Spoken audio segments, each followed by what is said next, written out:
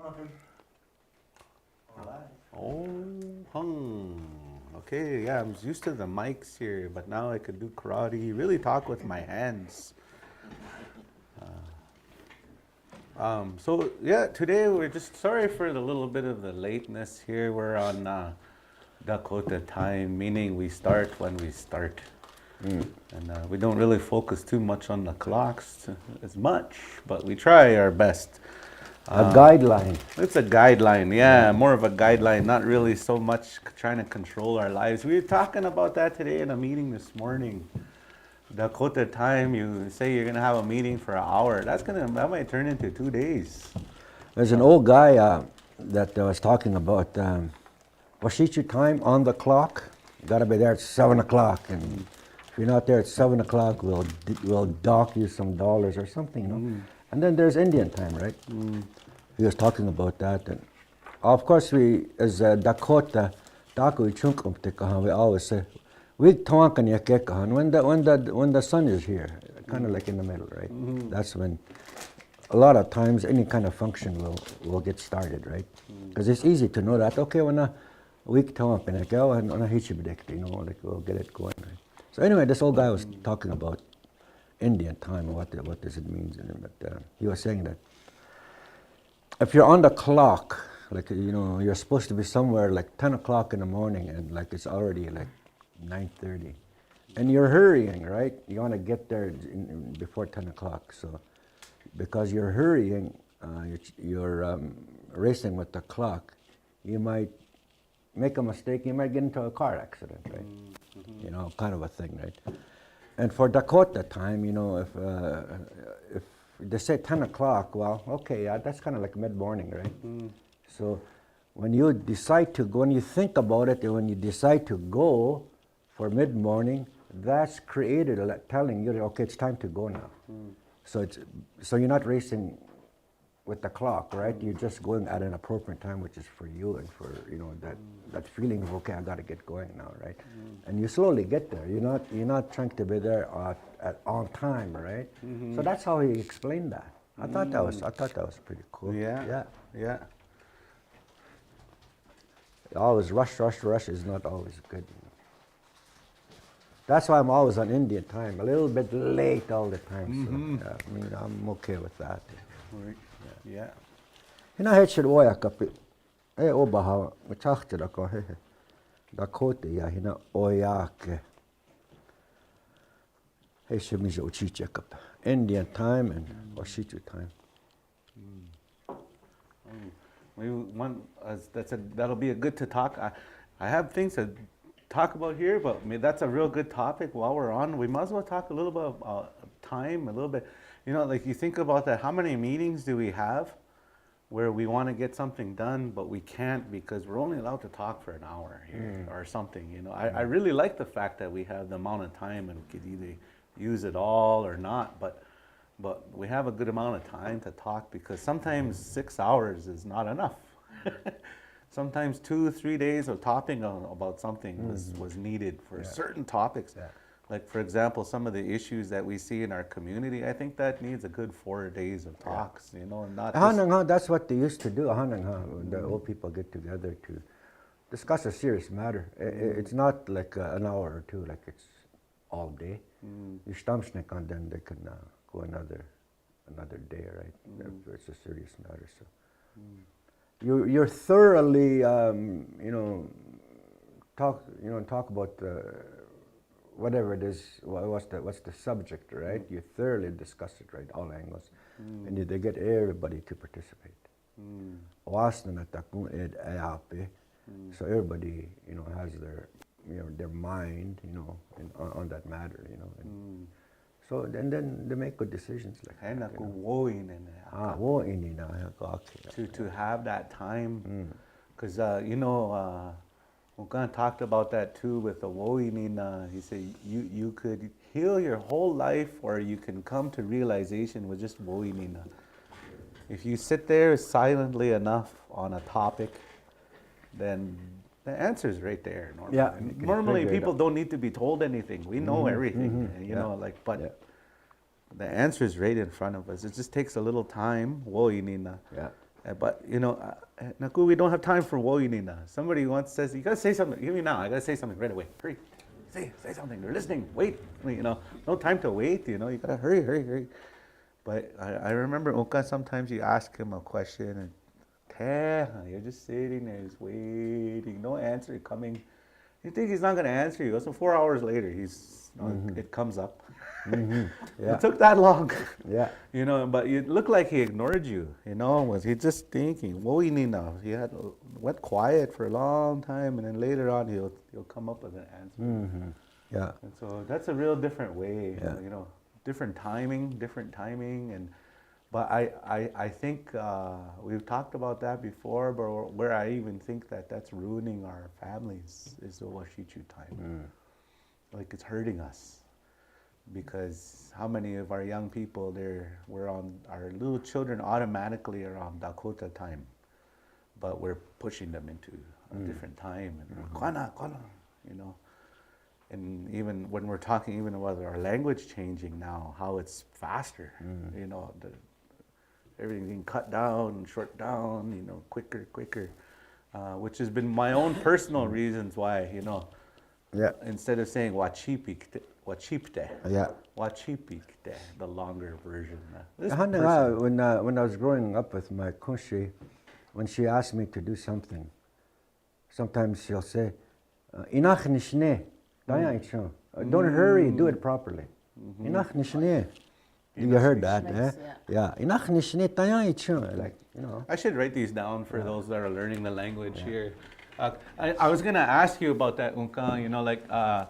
Some of the common sayings that Unka and Kushi had, some of the things that you'd hear. Inachni would be the word for. Yeah, inachni is hurry. Hurry up, Quick. Yeah, but she said inachni, shni. Shni, yeah. Yeah. And then Dayan. Dayan. Echun. Echun. Yeah. Do it well. Yeah. Yeah. Dayan. We talked about that word, dayan. It's like a wellness. Do it in a good way. Yeah. Dayan, be well, Yeah. Dayan wa, I am well. Kind of like that. But this one was echun. Yeah, it's a task, eh? Yeah. Takun echun is she. She was asking you to do a task. Echun. Yeah. Yeah. That's a real nice one. Echun, yeah. We need to hear that Yeah. quicker, more and more often. Yeah. Oh, my favorite cookies. Inach nishni. Inachni shni. Dayan echun. Yeah. Yeah. It's a nice And she thing. puts an emphasis on it, then. Dayan echun, Yeah. Yeah. Mm-hmm. I've heard that word. I've heard that many times throughout my childhood. Right. Yeah. And you live by it, right? You try to do things properly, huh? So don't rush, do it properly. Yeah. Yeah. That's one of the things I taught with my daughter with coloring. Don't rush. Yeah. Do it take your time. Do it in a good way, and that's beautiful. When you're trying to hurry through it, then it's sloppy. So that's a real good. Yeah. It's methodical. Yeah. Yeah, you're methodical, and you consider it, and you're not so what would be the word, like irresponsible with anything. It's done in a good way, right? Take your time, no rushing through it, line by line, Yeah. Like for instance, because we never had running water, right? So we have to go get water down at the well. And if I'm hurrying, that's what she might say. Inach nishni ya kashtan kte. Kashtan ayaku ya, as you're carrying it, inachni you're spilling some, right? Yeah. Kashtan ayaku ya. Yeah. Inach nishni. Yeah. You could keep sharing, Unka. I'll just write these words along as you're kashtan. I heard this word at this inipi a lot. Mini kashtan. Pouring water. Kashtan. Yeah. Yeah. Little commands like that, and we learn from commands from since childhood, right? Yeah. Kashtan, you're spilling it. Yeah. Yeah, you can use mini kashtan like that, spilling Kashtan water. is to spill it out, but kashtan means like a little bit at a time. Yeah. Kashtan. Kashtan. A little bit at a time. You know how you're hurrying and you're Water's, Yeah, yeah, that's a different way of, kashta, shta. yeah. Or when I'm hauling firewood into the house, she'll use something like that, Chunky hina tanya pahaya ehnaka, Pile up the wood properly. Kashtanshna is spilling it. Kashtanshna, yeah, yeah. Spilling a little bit. A little bit at a time. Which is a good lesson too. There's a few words like washdeshte. There's words where it's repeated at the end, and you'll hear that. So, well, how does that translate? Washdeshte. Would it be? Those are difficult to really translate. Washte means good, obviously. Washte is good. Yeah. Washteshte is kind of like act. Like if it's you're talking about somebody like it's acting out the washte, right? Yeah. That was washteshte ichun. Or washteshte ihiduz. It's as you go along, right? I think that's the best way I could think at the moment to describe what it means. Or like there's words like kahimi. Yeah. There's another one there where it repeats. Yeah, it repeats. Rolling over and over. yeah. Or yeah. Yeah. Yeah. Kahimi. That's a word for repeat. Yeah. Repeating over and over. Yeah. Kahimi. That makes sense. Yeah. Because Washteshte is a last name for a family up in Birdtail, right? Washteshte. Yeah. I mean, they, it's a kind of, you can look at it as a plural form too. Like Washte is one good thing. Washteshte, like there'll be more Multiple. than one. Yeah. Yeah. So Washteshte. something that's repetitive happens over and over. Washteshte. Yeah. That's a real good. Yeah. Like all these objects here, they're not washteshte. They're all good and they're all beautiful, right? They washte, but all of them washteshte. It's a repeating occurrence of something good. Yeah. Washteshte. That's a good question. All these questions I have, but I had them in the back of my mind there. Yeah. Someone just, Arlene White, her goal, she just asked, you mentioned Woinina. She wants a little elaboration. Oh yeah, moinina. Woinina, as we understand it, is a character. Is that a characteristic? Is that how you describe a woinina? Yeah, it's like animals have that. Yeah, woinina is, well, first of all, inina is to be quiet. Inina, be quiet, But woinina is a virtue, maybe? That's what I'm trying to get at. I guess it's because there's different virtues or whatever, like woinina, wawohoda, wawoki, and those kinds of things, right? Well, woinina is a term given or told to somebody to have woinina. That's not to say that, okay, you sit quiet, but you're to sit quiet. And while you're sitting quiet, you contemplate.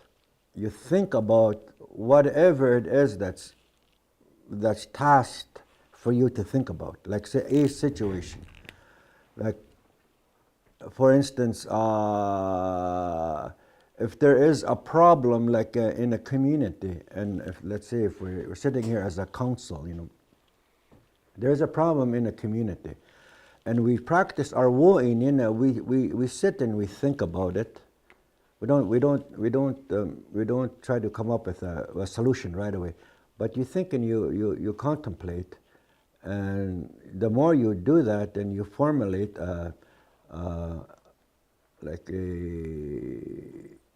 if it is a problem, a solution, right? With wo'inina, you can understand your surroundings, your environment around you. Why are we having a difficult life? Why is that? You practice wo'inina, and you can come up with different scenarios why we are experiencing a difficult life.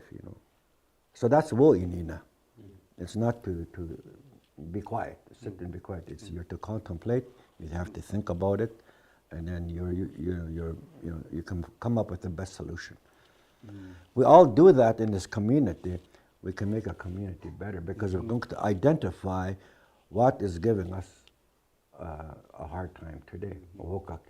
This I think last night we talked about and we chose each other. This generation, we're suffering, and why? If we sit and have we think about it, about our environment, our community, then we can identify what the problem is, what's causing it, and what the solution might be. That is what woinina means. Yes. There was a quote from our grandpas a long time ago that made me think of this. It said, every Dakota man loves silence. He wraps around himself like a blanket. And there's actually a science behind that, where they say if you're looking for an answer, to go calm, quiet, serenity, like that. And actually what it does is it fires up your ability to imagine. Yeah. So if you can imagine Ehana with our Unka, Kushi, they're sitting around the fire. There was a quiet contemplation amongst each other. They weren't sitting there. Now if we do that, what are you thinking about? Or because we're busy judging, or we're busy, doing a bunch of stuff in our minds. But back then it was just a relaxed way of. And then once that peace comes, then the answers start to kind of, I you get excited, you want to share it, But I can imagine at those meetings when they had those gatherings, and when they met like that, it was very peaceful, quiet and peaceful. There's always, you see on posters or whatever, the virtues like of Dakota or the virtues of Indian, and they list what those are, like woinina, waonshida, wawokie, wobdehedichie, and those kinds of, like, there's usually about 7 that they usually name. Out of those, I think woinina, I think is very important, should be number 1, I think, When you have woinina and you practice waonshida, wawokie, and all these and all these, when you have woinina and then you understand all these things, then you're a better person for it. You understand your surroundings, your life, right? And you have woksape. Woksape, I think, is always, for me anyway, woksape, once you do all these things that you have woksape, knowledge, right? Knowledge, truth, gives you, when you practice all these things, for yourself and for community, right? Yeah. Yeah. Woksa. Yeah. Yeah. I was just writing it down, just so those of you that are wanting to learn these words as we're going along, you could look those words up too. And then they're also in these woapigde. They're in these big books. You can look up these words. And, with the advent of the internet, by the way, those of you listening out there, like I said, if you hear Unka say a word that's of interest, write the number down on the bottom of the YouTube. Look, see where we're at. Maybe we're at 14 minutes and 38 seconds. Write that and make a little note on what it is. You can go back to there and you can repeat that word. Say that word, repeat that word, whatever it was, over woksape, woinina, or whatever word that we said. Listen to it over and over how it said, and you could go ahead and look it up. That's how I did it anyways. Those of you that are introverts especially, like myself, I like to be by myself, and sit alone. And that was always the best way. I would sit there and listen to Unka, Donnie, and all the relatives here in Sioux Valley, and listen. Harold was another one. He's really fluent, real nice way of speaking, Harold. Oh,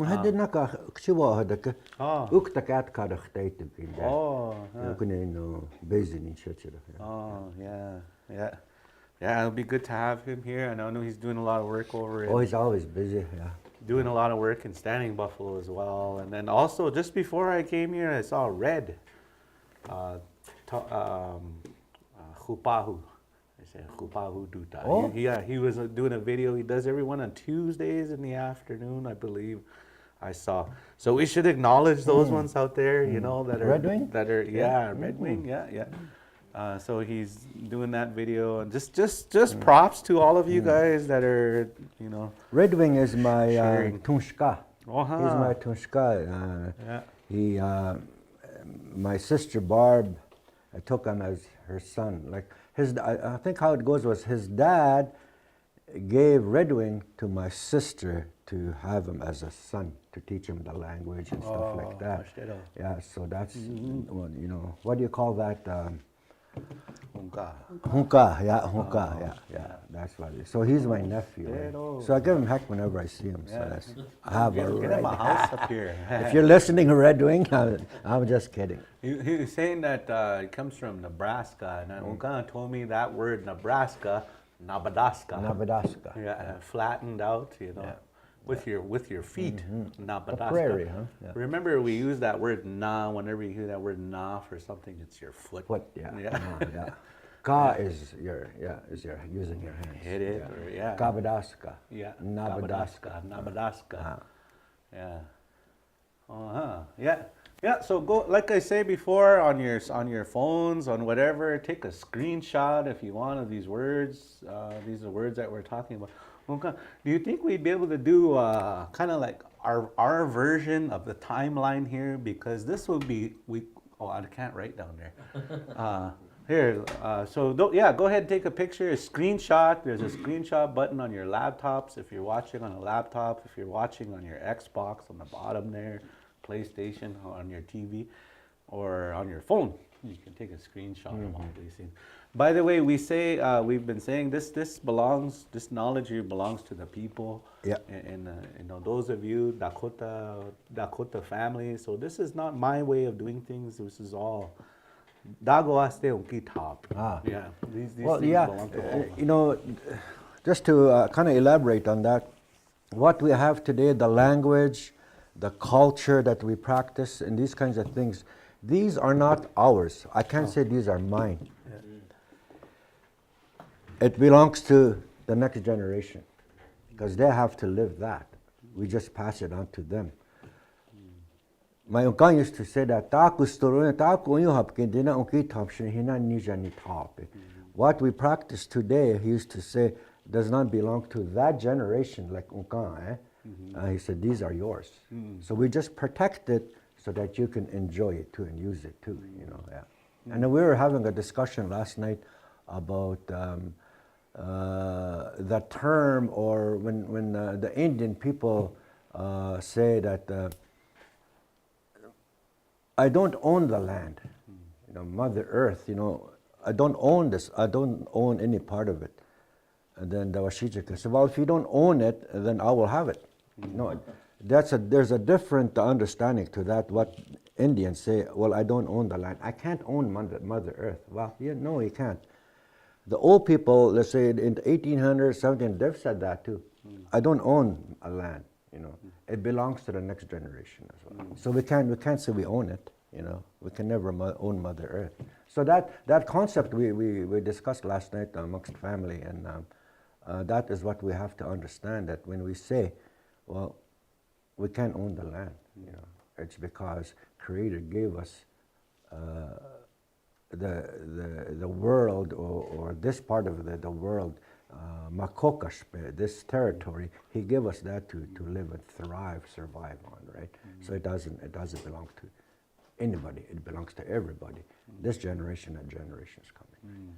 So that's how it was explained. So for those of you that wondered about that term, you know, how can I own Mother Earth? You know, because you can't. You know, so it belongs to everybody, all the generations. Oh. And me too, I'd like to say that for the viewers, if you have questions, by all means, send us a text, and or if you wanna, and I wanna thank that the person that asked that question about wine. You know, this is how we learn. We have to ask questions, and we're here to help. And so give us suggestions, ask us questions, and we'll try to accommodate you. Hey, Chitu. Oh. I remember some of them, I said, you ask a question. No, you ask them. Somebody must be at home sitting there, you. Yeah. But so this, I think it'd be real fun, you know, we kihinape, we iotan, you know, like those ones like that, Haha. to our timeline. So Yeah. when you first see the sun come up, Yeah. my understanding, ki hinape, Yeah. Wiki. yeah, hana, Hinape. de we chake, Yeah. oh, yeah, It's wiki. we ki, Yeah. oh, You have to put the key in Oh, there. Yeah. Wiki hinape. yeah, Because you identify the sun, right? Wiki. yeah, we ki, oh yeah, the sun, Hinape. yeah. Yeah. By the way, if some of you those of you that are learning the language, and if you've been with us to the beginning, naka the words that Unkan was using when he was talking here, if you really studied, you should have been able to understand all those words he just said earlier, because we went through them. You know, unki tawa, ni tawa. We said that one. Hena. I've heard him say that word as well. So. If you're really studying, you should be to that point where like, oh, I kind of picked up what he said there. You know, you should be getting to that level now. The idea of that, yeah. Yeah, the depends on your level of studies that happen afterwards. Because this is easy here, doing this, sitting here listening to classes. That's fun and easy. What the hard part is going back on there and repeating it over and oh my gosh, because that's the hard part. Takes a lot of your time. Yeah. I guess that's what we say. It's a good topic here, time. When you're learning your language, what you're sacrificing is time. You know, time away from your family at the moment, you know, or maybe you take, like all of us here, away from our families for this. So we're sacrificing our time, you know, no, but except for me, my son's here. Yeah, wiki hinape. hinape. Yeah. Hinape. Okay. This word right here, the word he arrives, Yeah, kind of kicks yeah. in for me. This word ki, by the way, we talked to reminder, it's a word for the. Yeah. Yeah, ki. Yeah. And let's not try to say ki. I hear a lot of mistakes for those that are learning the language. We'll say ampetu ki de. We'll say that like K-E-Y, like a key, but ki. Ki. yeah. Get your Nasal, eh? Get your nasal on that one. Wiki. Yeah, wiki. Ki. Hinape. Hinape. Hinape. Wiki. Hinape. So it's when the sun is rising up. Yeah. Hinape. Rising At up. 8:40 in the morning here. Yeah. Yeah. So again, according to us, like around here, in a midsummer or so, this will be about 5 to 10 or so, hey? Or so like that. This is our timeline. So this is how you kind of think of like, geez, well, what time we're going to have the meeting? I don't know, 5 to 10-ish. That's why you'll notice with our Dakota people, it's around that time we're going to start. Yeah. So there's our first timeline. So I know we did have the mid-noon. Iota. But I heard we chokaya too as well. Yeah, that's the better term for We chokaya. We chokaya. That's around noon. The highest point Yeah. above you. We chokaya. In between, in Yeah. the center, in the center of these two different points. Yeah. Chokaya. The word root right here is center. Choka will be in the middle. Yeah. Which is a real important place. Earlier he was talking about the word woinina. In a sense, that's where you're going with woinina. You're chokata. You're going to the center within yourself to look for the answers, and they say your answers are within you. You know, I think a lot of people didn't want to believe that because there's people that want to control information. They say answers not are within you; they're with me. You got to come and pay me money for information. But you know, with the school systems, you know, because money is power, hey, or knowledge is power.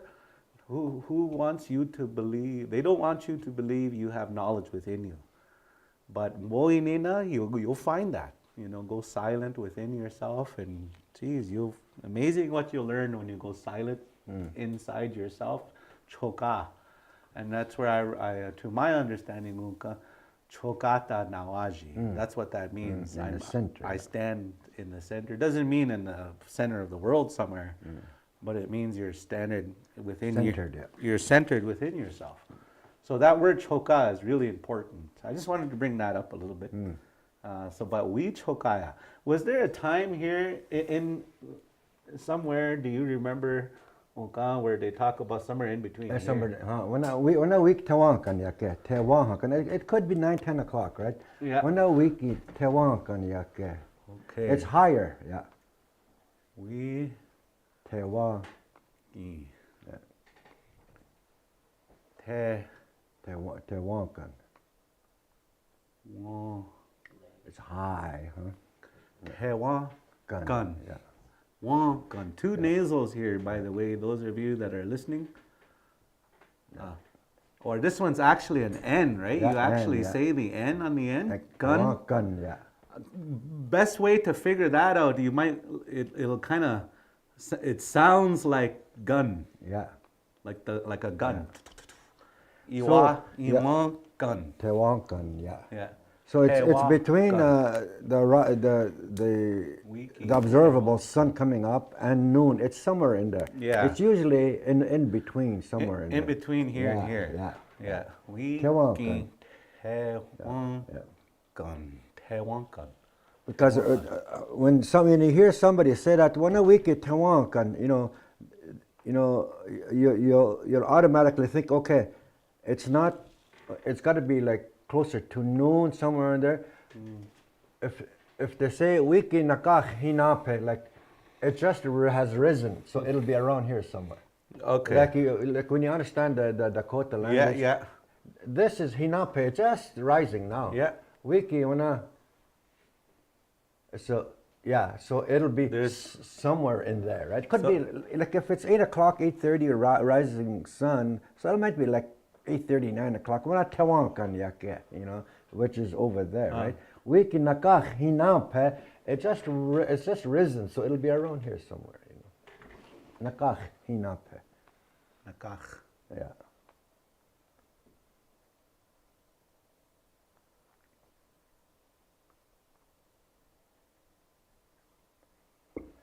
And to the extreme on the other side, wiki ona kuchia, it's low. Yeah. Going low, yeah. right here. It's not out of sight, it's low, yeah. So this when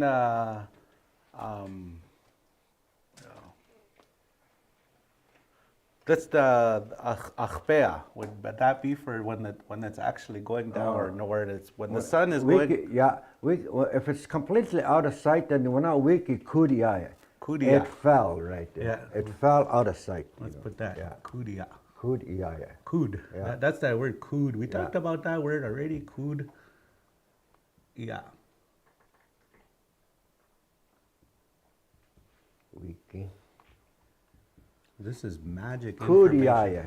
It went out of sight. Yeah, It kudia. fell. Yeah. Yeah. Oh. Yeah. So somewhere around there will be one wiki kuchia da wonke. It's low, huh?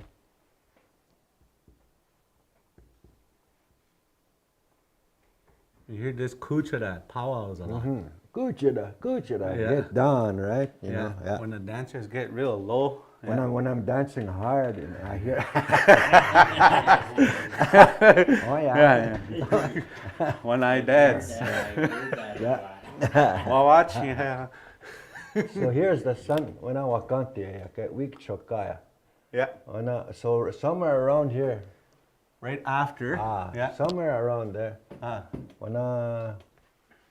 How would you say that? I just figured a word for that. I used to say weeking. How do you say that? I went blank.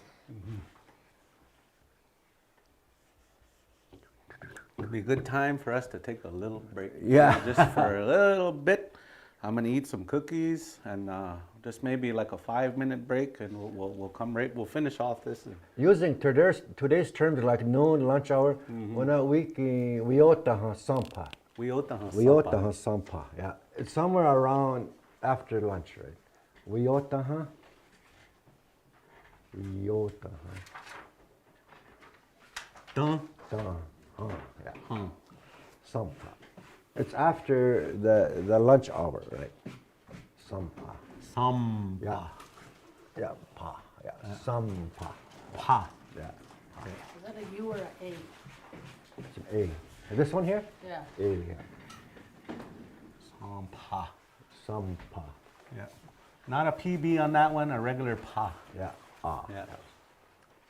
Oh, huh. Vyotaha Sampa. It's in the afternoon, right? Vyotaha But it's not Sampa. low yet. It's maybe 1, 2 o'clock. Say it somewhere nice and there. slow for a wee old some.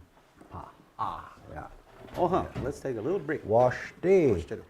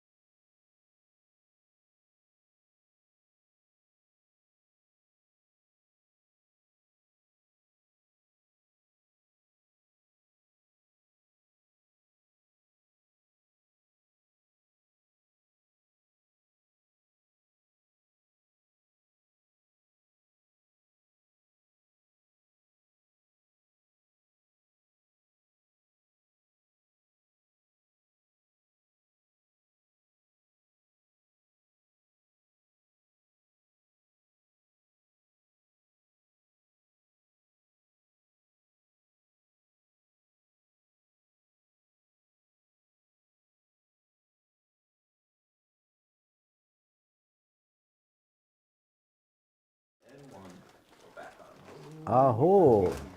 Okay. Unwitayape. We're together again. Unwitayape. Witaya is an island. Wita. Unwitayape, we come together. Okay, unwitayape. Or you can say kakia over there. Kakia witayape. They're standing together over there. Kakia. Uitaya Edwahi. I live in the middle of in an island. That's how I feel.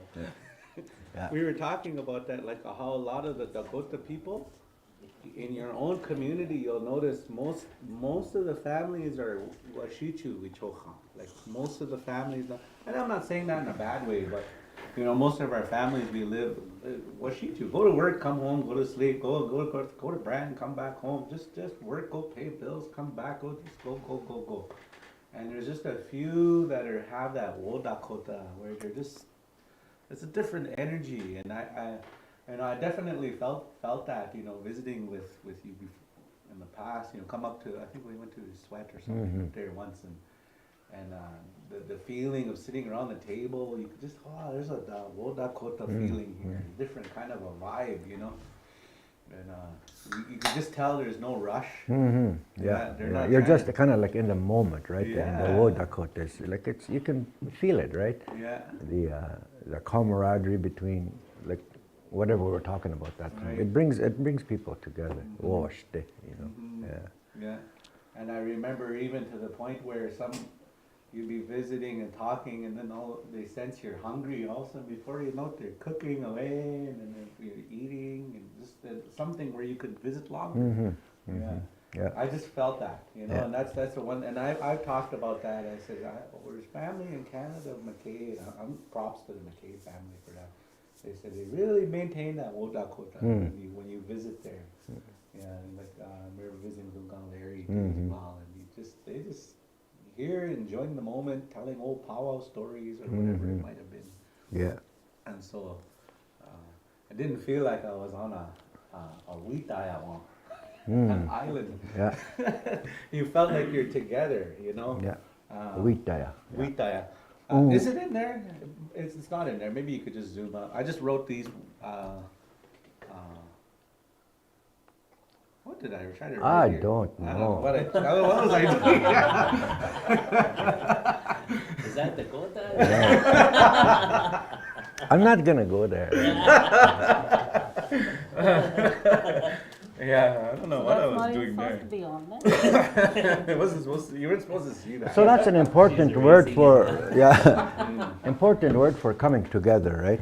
Witaya, for a purpose, right? And it's Wood Dakota to bring the Dakota back again. So Witaya. Was that a bad word? Unwitaya. It really said we are yellow. Yeah. We went yellow. We'll see ya. Yeah. It's funny with Dakota, you could kind of put a words together. It does mean something. It doesn't make sense, but it does mean something. We're yellow. For those of you that may have like a Dakota dictionary, like the vowels, like A, E, I, O, U, in Dakota we pronounce it A, E, O, U. A, E, where's U? U. U, yeah, U. So it's A, E, O is just like a regular O. U. U is U. A, E, O, U. That's how you'll pronounce it if it's you're reading a dictionary. A, E, O, U. A, E, I, O, U. Always remember. And when you're writing too, C, the letter, I always get this question. And you can write it ch, like C, you can for your own reference, but Dakota, the way this will teach you is a C is always a ch sound. C. So you could just put a C and you should know that it's a ch sound. Yeah. You don't have to put no little. No little marks or nothing. Yeah. Ch. That's a habit for me. I Yeah. do it all the time. Yeah. Chosh. Chosh, you know. Yeah. So actually, no. If you were to spell chosh, like the real way of spelling, well, I wouldn't say real way. It'll just look like that. Yeah, chosh. Yeah, that's how you spell it. Chosh. Josh. Yeah. So I've been spelling it wrong all this Spelling it wrong all this time? Yeah. Real quick question, Luca. In between Wiki Kuchara, when the sun is going down, and just after lunch, was there a time in here that you're aware of? In between? PM. That was somewhere in the middle of the wiki. How would you say? I just came up with that word and I can't remember it now again. Yeah. It'll come together. No rush. No rush. No rush. Yeah, we'll get there. Yeah, we'll get there. Yeah. Yeah. Gosh, day. But this is real good. But we also have, so in the middle of the nighttime twos, there's nighttime talks. So Hawi Chokaya, Yeah. is that right? Yeah, if the moon is up, yeah. Mm-hmm. How we chokai. Yeah. So times to orient. Maybe we'll do that next class. We'll do a midnight session, and we'll get that going. Yeah. Next time. But you gotta remember that the moon is not acting like the sun, right? Like it'll be midnight, but the moon might be still over there, or it might be over there, Oh, right? yeah. So you can't use the moon Right. like you're using the sun, right? Oh, Yeah. yeah. Yeah. Makes me wonder. Yeah. Okay, let's just put let's see, once you remember this word here, in between here and here, we'll bring that up later, but go ahead and take your picture of this here, and then we'll add this word here a little bit later once Luca remembers that word. Wash day. Anything you'd like to share, Luca, before we? Yeah, well, not really, but just to use the language, Dakota yapkinde. Unki kikchip kan washte. Dakota yapkin, hina unkiepe. Dwe Dakota yapkinde he do hamanikte. To walk with the language when you say you are Dakota, to use the language as much as possible. So you will understand. The more you use it, the more you will understand. How are you going to understand if you don't ask questions? That's why I'm always saying, ask questions. Ask us. And then we can try to help you. We will help you. So that's what I think. I think about the language sessions that we're having. It's so important, you know. I'm always saying, promoting the language. Dakota apo, speak the language. But sometimes I feel like I'm not doing enough, and I'm happy to be here to give myself my time, so that the ones that want to learn the language, and it should be everybody that will want to learn the language, can use these sessions to promote better language for everyone. So I feel like I'm helping, you know. So I hate you to do. So speech teach yourself. Speech Dakota I apkinde. Tokata ke hina wachia yaptido. You will need that Tokata is in the future going forward. Hey Chitu. I have two real important words that I wanted to share. These are the questions that I had in the beginning. This word right here, se, and I'm going to just actually se or sa, when something's said. And where I learned this word, here's a word where I first learned this.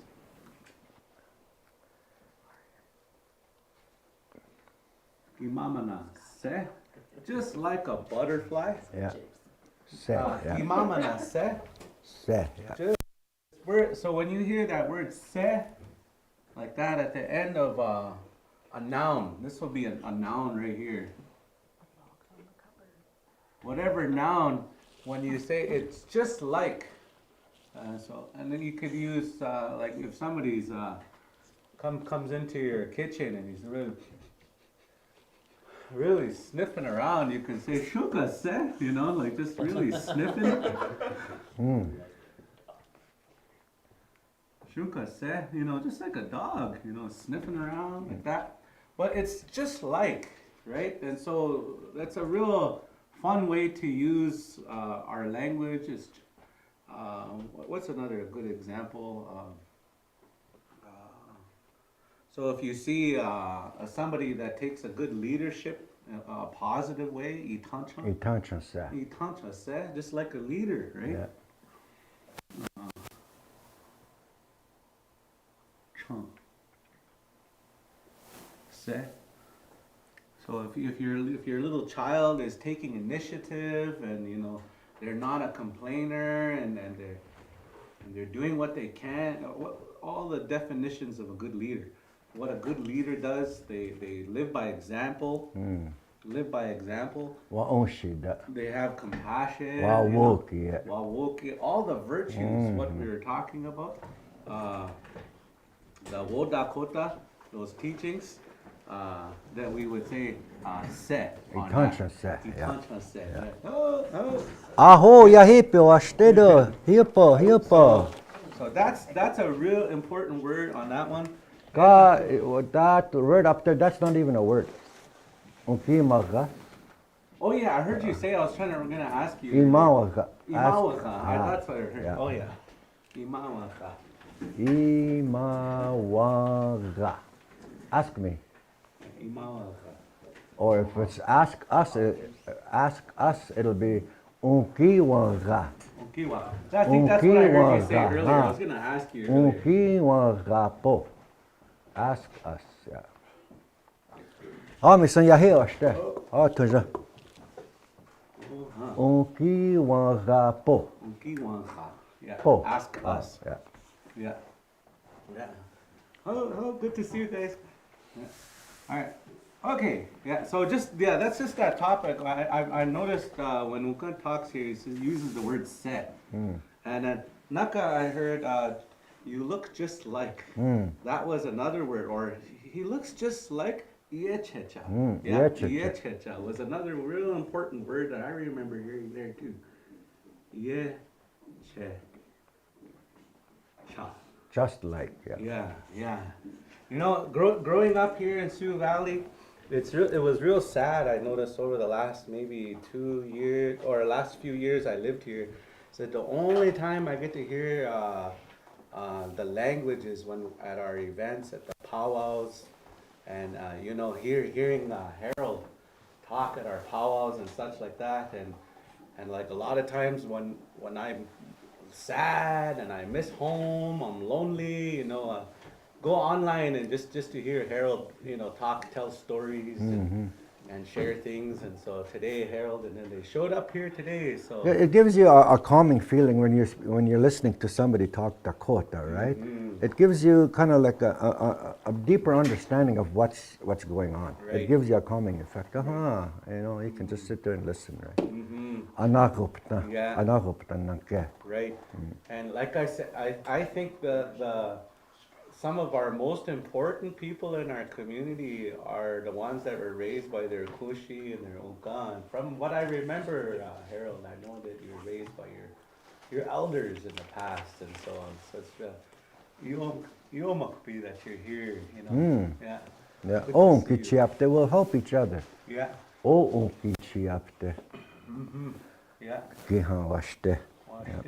So yeah, so we can just remember this word iechecha. It looks just like, you know, just like some yeah. Yeah. Can we get you a mic? Can we share some stuff? I'm gonna get my coffee in it. Oh yeah, Yeah. we're gonna have a coffee. Lucia's gonna stop in today. Yeah, yeah. And you know, that's one of the things that we were talking about. Man, my goal is to see Sheila Sam, you know, everybody here, all our language teachers, our language keepers, calling them language keepers, to help us and guide us, and that support is so important for all of us here. So yeah, go ahead and you can take your, well, we could just break this word a little bit down here, Iye-che-cha, Iye-che-cha, and then this one just easy set. And so just like, right? That's like, just like whatever. How many times do we just say that? Just like whatever. Just like shuka se, ki mama na se. All right, so usually a noun, like I said, will go. Or uka se, just like grandpa, Yeah. you know, that's another way of saying that there. Uh-huh.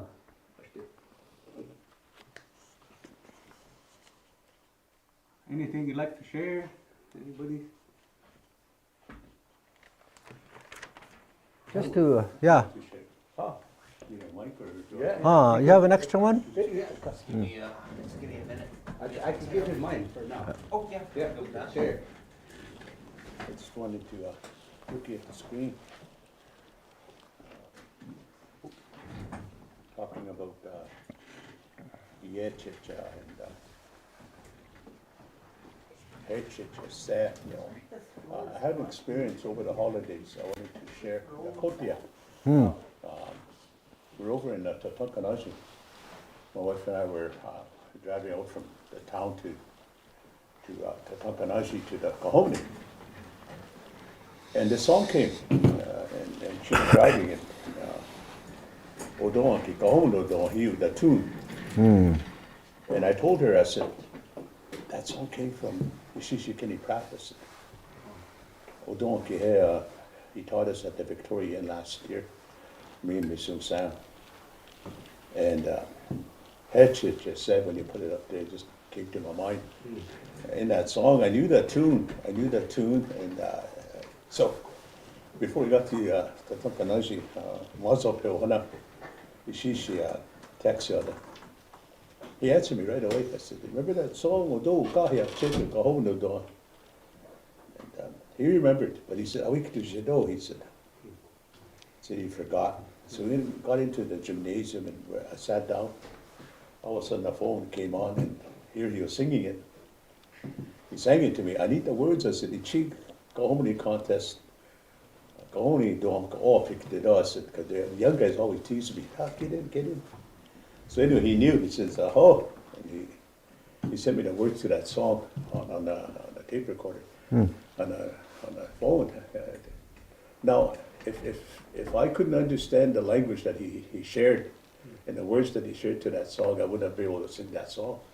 So when he started talking about that song and what it meant, I started connecting the words. But I may have butchered that song. I think the tune and everything was good. We got to the words, it was Lakota. And that's what I wanted to say. Like the way he sang it was he went from Lakota to Dakota, which I could understand him, and I sang it that way. And then I don't know who the judges were. They said they never heard that song before. So I told them, I said, oh, Kenny taught us that. Came from South Dakota someplace. But again, at the end of that song, it says, Shugmani to say ho. Oh, Because it was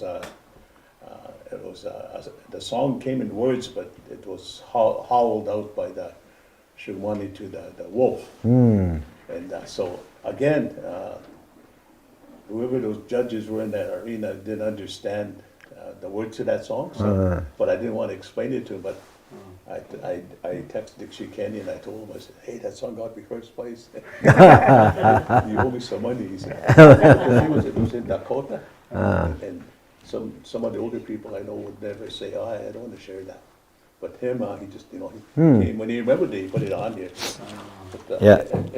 I remember the last part where Shugmani to say, the guy that was singing, What was the Shugmani to say ho? ho, yeah. meaning it's crying like a wolf. Yeah, ho is the voice. Yeah, what was Singing the ho. what did you say? Okay.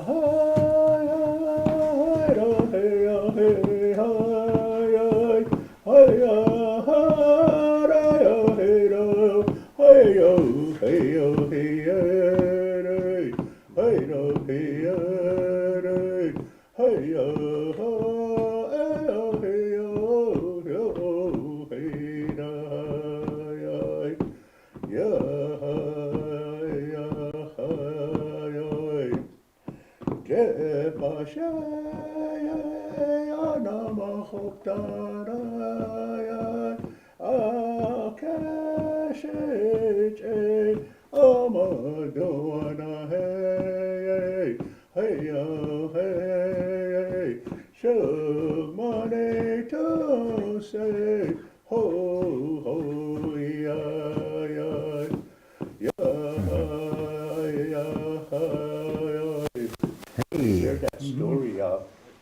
a lot of the Kahomanis, again, for Dakota, a lot of Kahomani songs are sung by the Koshis, the women made those songs.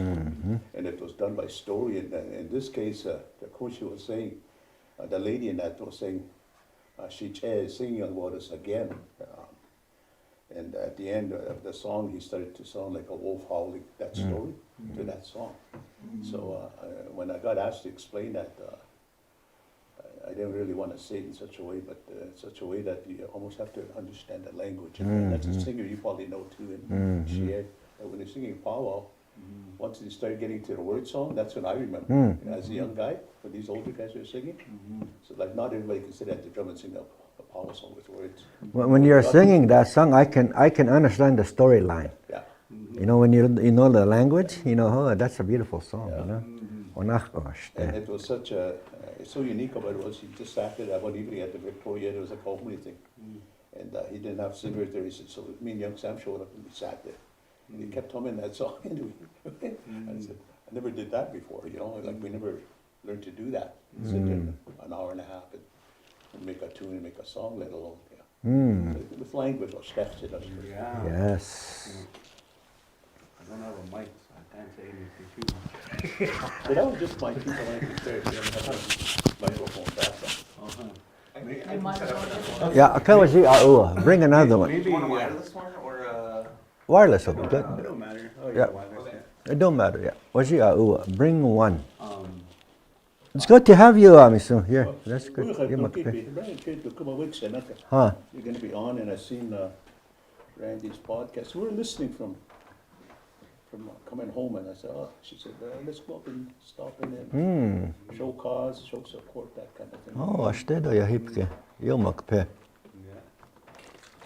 As we go along, hopefully, as Takoja was saying, we get the older guys too, like Sam and them, to come up once in a while and, you know, bring a different kind of dynamic to the group here. I mean, it's always good. We chotap kamaste.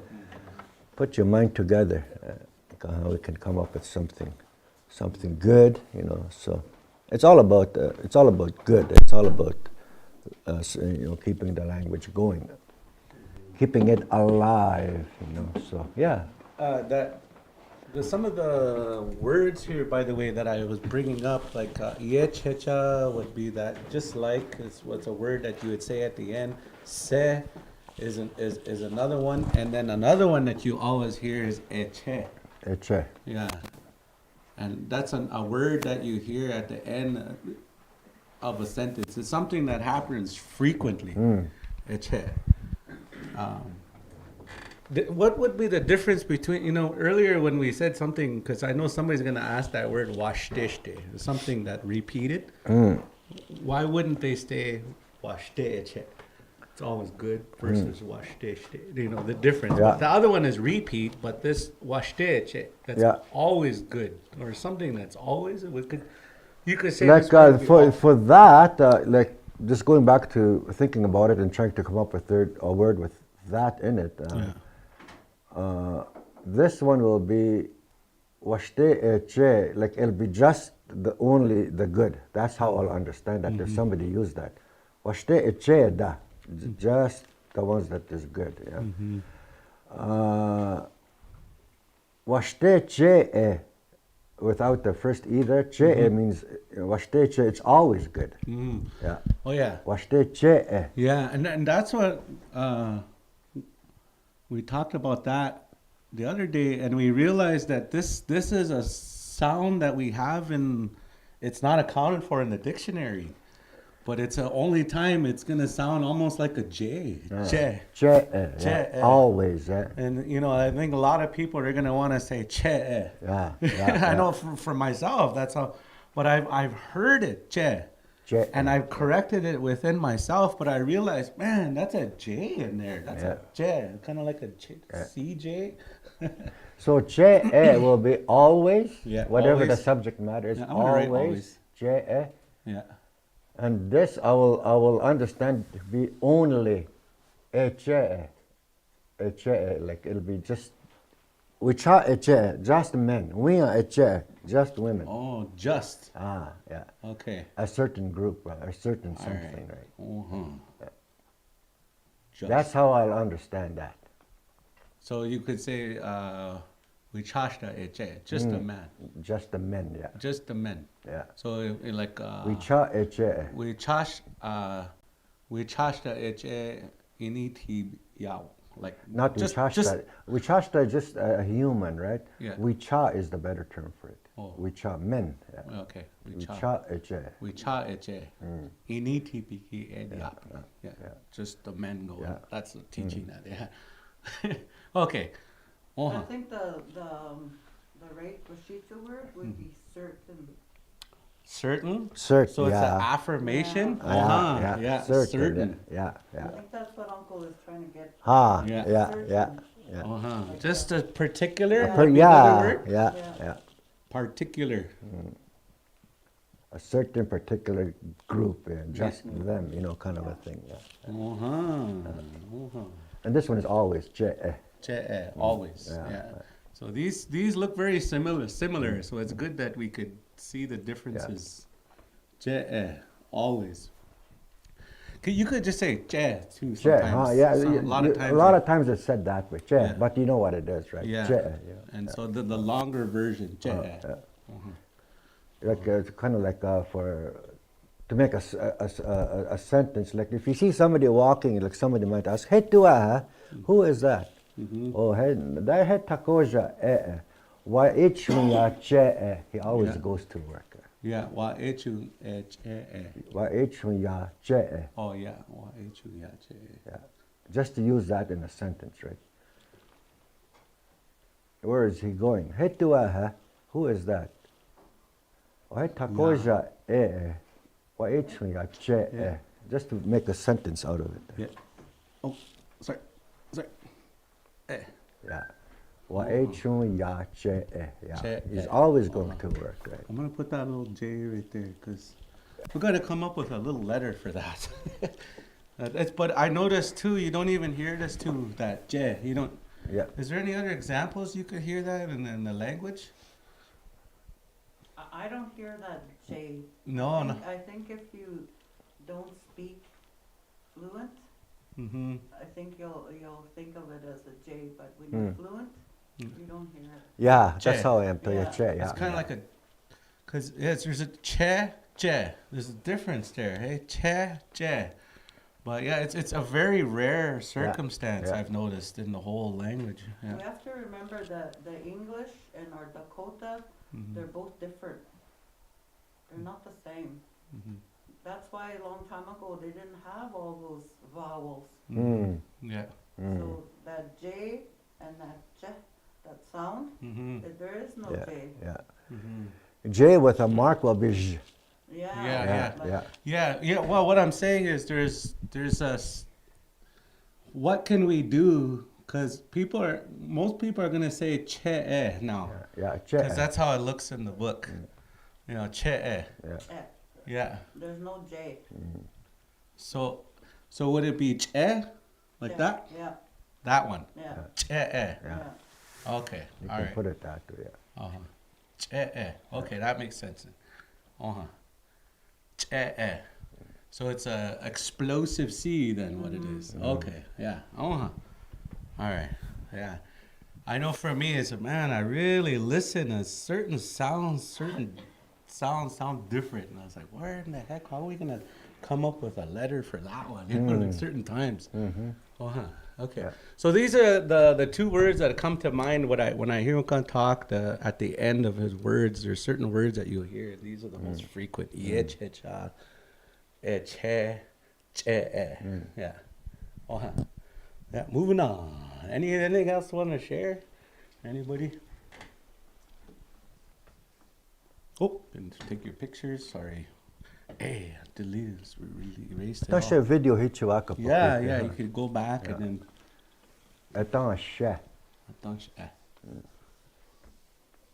Well, we have our sentences here, our what we were going to move on forward with. We could do that, but I kind of want to change the agenda now that you're here.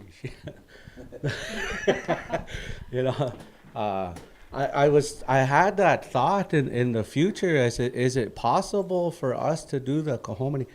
Kahominy songs, because I remember listening to Ishida Hank, and I thought I knew the language pretty well until I started hearing him sing. And I was like, holy, I didn't even know any of those words, didn't understand any of it. It's like a different way of talking, old language, old words that are in there that we don't even use anymore on the everyday. I guess you could say the everyday I'm used to hearing, but those were words there that were really detailed. So it would be really nice for us to come together. I know I've been talking with a lot of the brothers down in like Crow Creek and different places, and we don't know those Kahominy songs as much. So when they have our Kahominy or stuff, they sing the round dances, Shaya, the Cree style round, because we don't know the round, our old Kahominy old songs. So Dakota wicho egg hina. and I know for myself, when I'm learning the songs, that's how I picked up a lot of the words over the years, learning all the word songs. I was talking to Takoja, I was talking to him, and before we got started, I was talking to my brother, and he was a group asked him to teach him a language, and also to interpret some of the songs.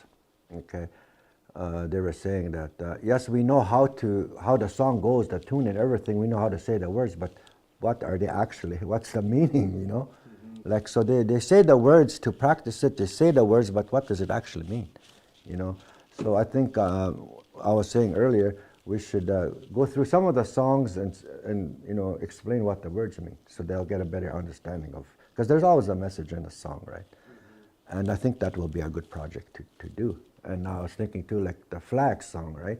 Our Canadian flag song. We've heard it so much, like over the years. Like, who really understands what it's actually talking about, right? What the message is, Things like that, I think will be good for a language, language session, to interpret different songs. If there would be maybe a few of the songs that we could kind of maybe 5 songs or so we could do on one of the classes. I Yeah, think that'll. because most of those kinds of songs, the words are repeated, but said in different, different parts of the sentence, right? It's usually the same words over and over again. It depends on how you use it or you put it in a sentence. Yeah. So I know Ishida Harold, you working in Standing Buffalo. Is there any breakthrough ways of teaching that you're helping over there that's been helping a lot with the language? I know probably some of them are listening in tonight. Some of them probably listened in last night. I shared that. Got podcast back home Sioux Valley Monday, Tuesdays. I said, listen in. Again this morning with Red Wing. I shared that on my podcast in Upka. If you have a opportunity to get into these podcasts and do it, Dakota won't speak all the more the better, Again, going back to Tatunkanashi, what I do is I shoot them a lesson plan. And the day Tuesday night, which is supposed to be tonight, they get the lesson plan, and we go in there and we go word per word. We use examples. And in the next Tuesday, we do a repeat. We go over it again with another lesson plan. What we have developed over there is a binder. They maintain all their documents together.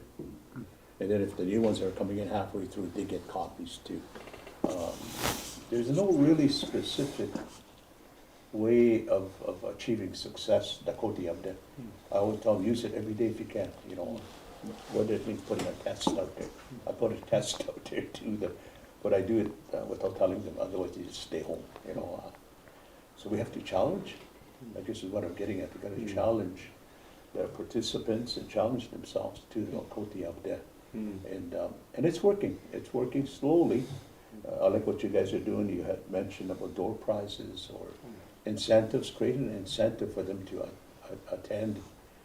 There's a language bowl coming up in Prairie Island, middle of February, as an incentive to take a team or two, so they all get on board. We're trying to be creative as best as we can. And all the lesson plans, I mentioned to Jay Ozzie here too, that at some point I could send some of the lesson plans out your way. There's only one big difference with my lesson plans. You totally lost me with all your alphabet here. Well, Coach never taught me the alphabet. I think I mentioned that to you also. Sam. Gun showed it to me in writing back when I was 10, 11, 12 years old. But it's something that you don't need to know, he said, you know. And he had a lot of handwritten documents back in the day. But I never really went after learn how to do the alphabet, the chas and the dots and all that, some silent N, monkey tail and all this stuff. And I just phonetically break it down for them. And when I do the language, I do it in such a way that everybody in that classroom is a beginner. I don't assume that they know, and we have intermediate or beginners, you know, and the people feel comfortable that way. And also there's no right way, no wrong way. I tell them that. I make mistakes too. I said, don't worry about it. I just keep going. And saying that, there's some people that will carry on the sentences on their own, and I just hand them, oh, keep going, you know, encourage them. And it took them to come to a point where I can't say it anymore. They're trying to do their sentences the best way they can. They're very selective. And I just encourage them, just keep going, you know, and get to where you're going. So I think that's the uniqueness we have as speaking languages. We have a Dakota language that nobody can take from us, you know. And I always tell the group that I work with out there that you have to remember, I said, Kushinokan, you know, went to battle. You know, they went into residential school. They were forbidden to speak, you know. They were forbidden to maintain eyes, you know. Look at each other, you know, and they went through all that, you know, and now today, you know, it's on us to keep it going, maintain it. And I think that's the key, is patting each other in the back, how we do it. You know, I do it with words, I encourage them. I always say that there's no wrong way, there is a way. And I have to admit though, right after COVID, when I got into this field, I asked myself several times, what did I get myself into? Because we seem to go so far a week or two, and then new people come on again, okay, we got to start all over again to appease them. So, but today, if I knew Dakota language was this fun, I probably would have done it 20 years ago. You know, it became fun. You have to enjoy doing what you're doing. Today, the climate weather, they're calling bad weather, so we decided to stay home. You know, today and tomorrow, we're usually over there, but cold weather, so we stay. Well, we're here. That's what also not gonna have to come sit in and show cause, support the Dakota Yapi. There are always people back home listening, or people are going to be listening to this. We all have to come together. You know, my defect of character is I don't know the alphabet. I do know, but how to get there? Sean, Jan, you know, all this stuff. All means the same. Z, J, you know, when to use it. I never really put my mind to it. You know. Yeah, we talk about that quite often because we're trying not to create what I like to think of gospel truths. You know, this is the truth here, this is how it's supposed to be done, you know, gospel truths. And I think, you know, we had a topic a long time ago, why didn't our grandpas write anything down, like how, because they didn't want to create gospel truths. They wanted truth to be found within each person. You know, you got to find that truth. I can't write something down and say this is. They want to be chalk it up. You know, you can't be like that. Because if you write it down now, there's no going away from anywhere else. So I think that's why our grandpas avoided this. But I know for a lot of our people, now, there's been so many people that got in trouble, for our words, how words are done. So that's why we say there's no right way here now. Yeah, there's however, if you want to do it phonetically or however it sounds. However, it's easier for Yeah. you, right? Yeah. If Yeah. you want to, like, say, when we're talking about the letter C, like a ch, if you want to spell it with CH, like, go ahead, Yeah. because that's how you'll remember it, right? Right, yeah. So the only reason why I say the vowels A, E, I, O, U is because if you're going to read, like, say, you're teaching yourself and you have a dictionary, how to pronounce the word, right? And that's where it's important. The way I was able to write in Dakota was, of course, I was raised by my kunshi, and she had a sister down in Fort Peck Reservation in Poplar, and her sister would write a letter to her in Dakota, and because kunshi was, she needed glasses or whatever. She taught me how to read the Dakota words, the Dakota sentences, Dakota letter, and she taught me how to write it back to her, right? So that's what I used to do, and that's how I learned to write the language and read it, right, in written form. So I guess, if you want to call it, I was lucky or fortunate. I guess maybe I was, but I didn't think of it that way that time. Before that, everything is just a spoken word, right? You just use the words and that's it. You don't write it. Right. Yeah. So it's just a teaching tool, right? A dictionary. Teach yourself the words. Yeah. Right. Yes. Ishida, you mentioned a podcast. I didn't even know you had a podcast. Dakota Muspet, simple Dakota Muspet. You go there and you'll see Bart Simpson, and that's it. Right there. Yeah. Where's that on YouTube or? It's as long as you got Facebook, it'll be on there. Oh, okay. Yeah, Oh, I changed it. I had both sitting there one time. Oh. Now I got Bart Simpson talking Dakota. So you get there, that's the podcast. I just put one on there today. Yeah. So, like we had some plans too. Like some of our, I noticed you're wearing the Viking, the Knight's hat there. We had some talk where we were gonna work on translating the whole Stanley Cup game and redoing it all in Dakota, on that game. Maybe here's our two announcers, radio announcers right here that could help us with that in the future. If you guys can, that'll be real good if we sit down and translate all those words that they use in the hockey game. Be a commentator, you mean? Commentators, yeah, hockey commentators. That'd be really cool. That could be a project, I guess, Yeah. That was something I was talking about back in the Stanley Cup era when Zach and we were playing. Tim and Kenny were joking around and said, "Hey, dude, I'll get a go at it." Good thought though. To commentate, yeah. I think that'll be the next phase and something else we could do. Because we were saying that there's sometimes when I go to Sweat Lodge, I can understand so much fluent because that's where all the only places we've ever heard the language now, and so you think you know the language really well until you go to a meeting.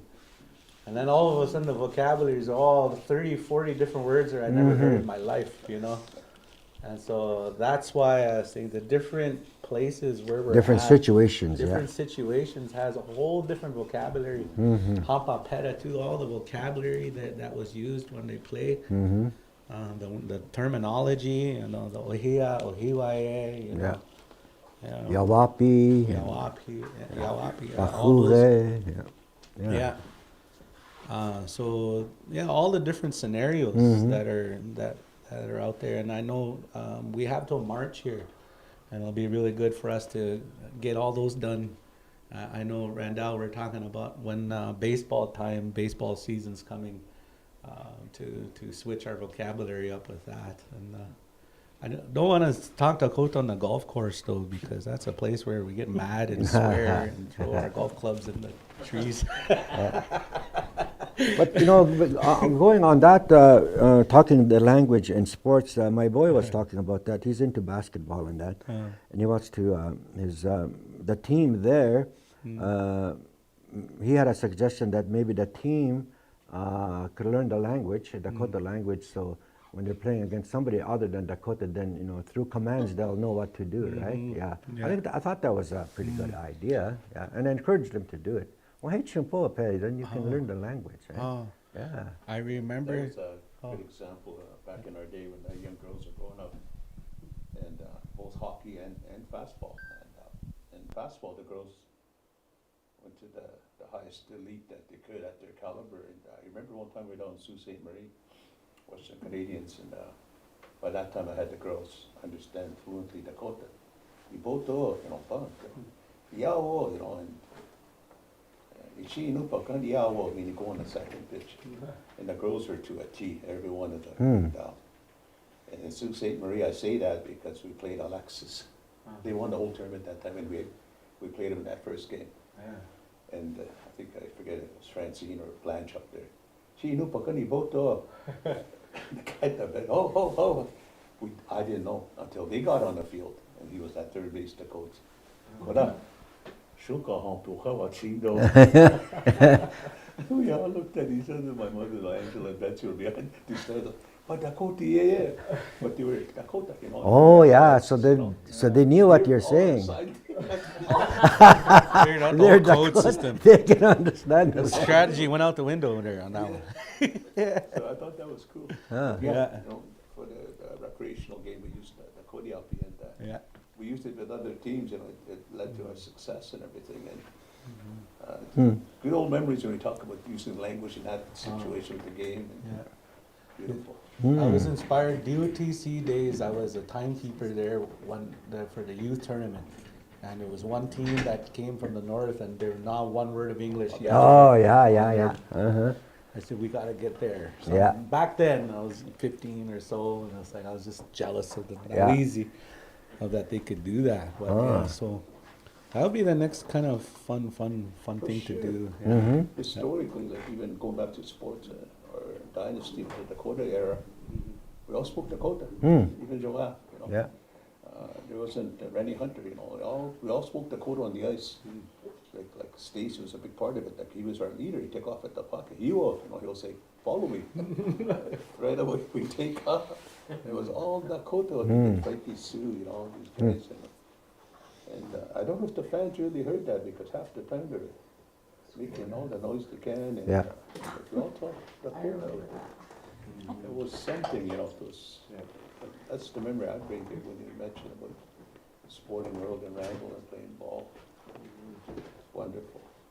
I think that idea came out too when these guys were in Dakotas, the rivers. I heard Big Mike and a few others, Alan, they're all speaking in Dakota, and they said that how would it be if we had Dakota commentators? Ah. So that idea was already there back then. It Ah. was just along the side of the rink that they were already talking that way. And they were making up their own stories as they were watching the play. Yeah. So it's doable. We can make that happen. Yeah. Yes, and if in Edmonton, don't they have that, those Hindus? Yeah, they do. Yes, Edmonton? yeah. East Indian. And of course, there's Those they French. can Yeah. do that, like why can't we? Yeah. We will do it. Yeah. Yes, I Yeah. like that determination. Yeah. And I want to tell you, I'm very proud of you. You and Randall, Oh. somebody at that next generation. You guys are my children, Oh. my children's age. Yeah. Where I didn't think no one would take on this language. Mm. And so whatever people say out there, Mm-hmm. they had their opportunity too. Right. When we go to Standing Buffalo, there's a team out there. Mm-hmm. There's a real good team out there. Mm-hmm. And they help him. Mm-hmm. Like me, I just came on board in January. Mm. I left my position to help him. Mm-hmm. And I see the people, I kind of heard some of the things, because I was working in another area. And Mm-hmm. I come home and he'd share things with me, and I think, I don't know how he can do that, but January when I joined him, I seen how that team is over there. Mm-hmm. I see papers here on the desk here. There's three of them on that team that intervention team. They, he does the work at home, you know, he's typing away and I give him ideas. And sometimes I do the corrections. Yeah. I'm still kind of long ago in my teaching days, when I worked at the school, so like, there's a team effort here. And those ones in Tunkanaji, they received those plans, those lesson plans, and they put them out there in the front. There's a secretary there, he has them out for the community people to come and pick up. If they can't listen to this, there's still that paper trail there.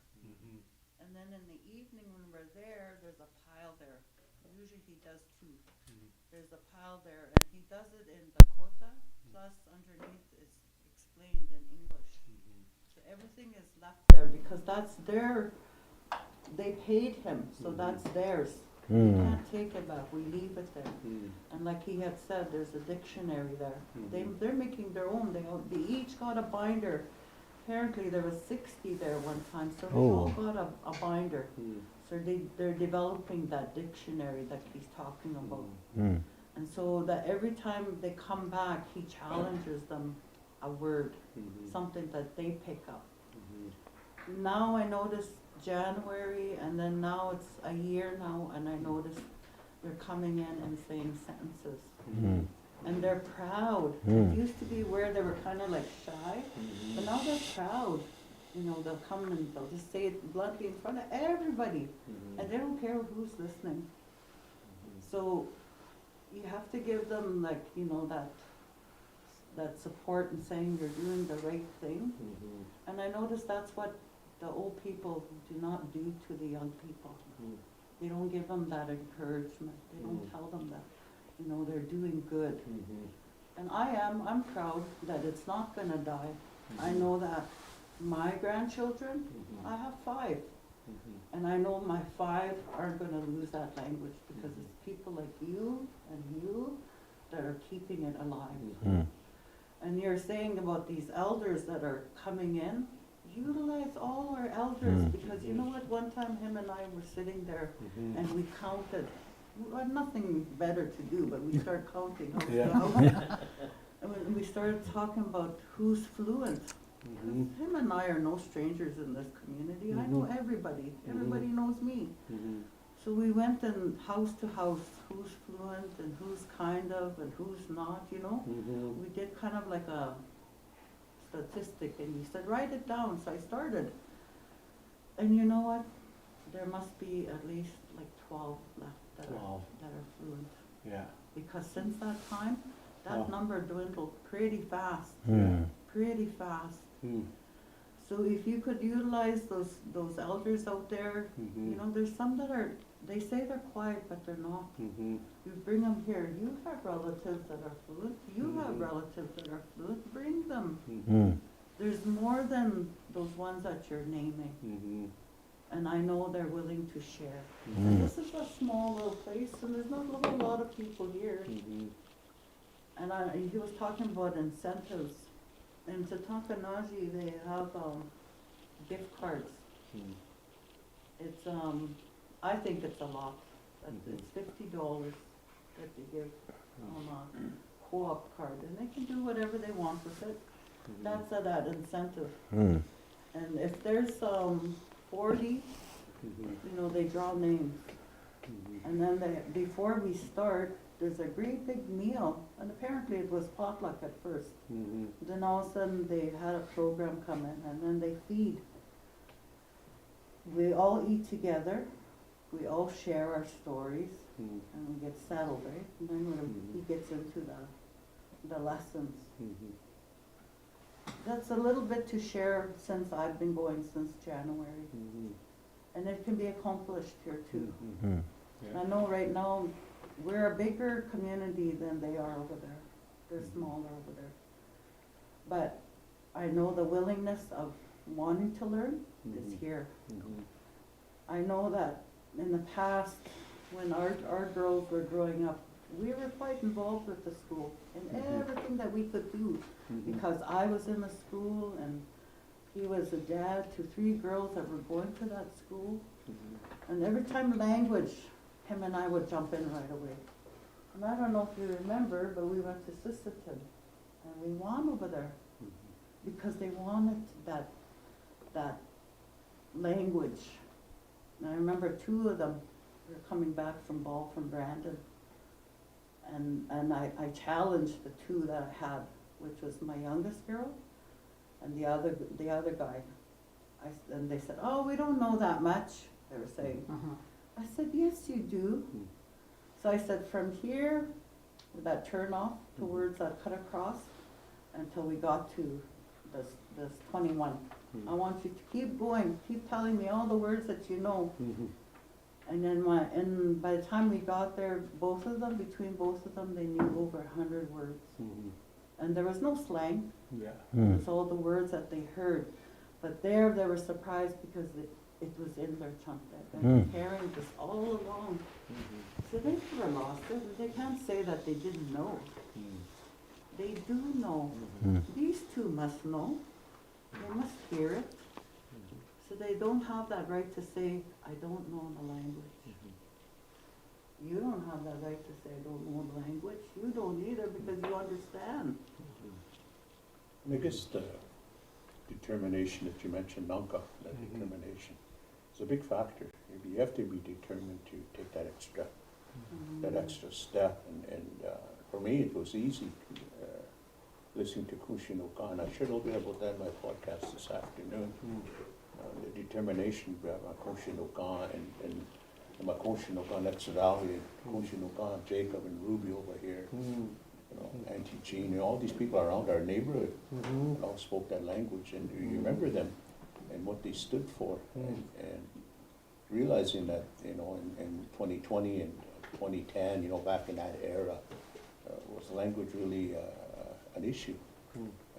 And I go back historically for people that are going to be listening into this, I sat on the school board where I was one of them that believed that language was not important. The challenge was out there.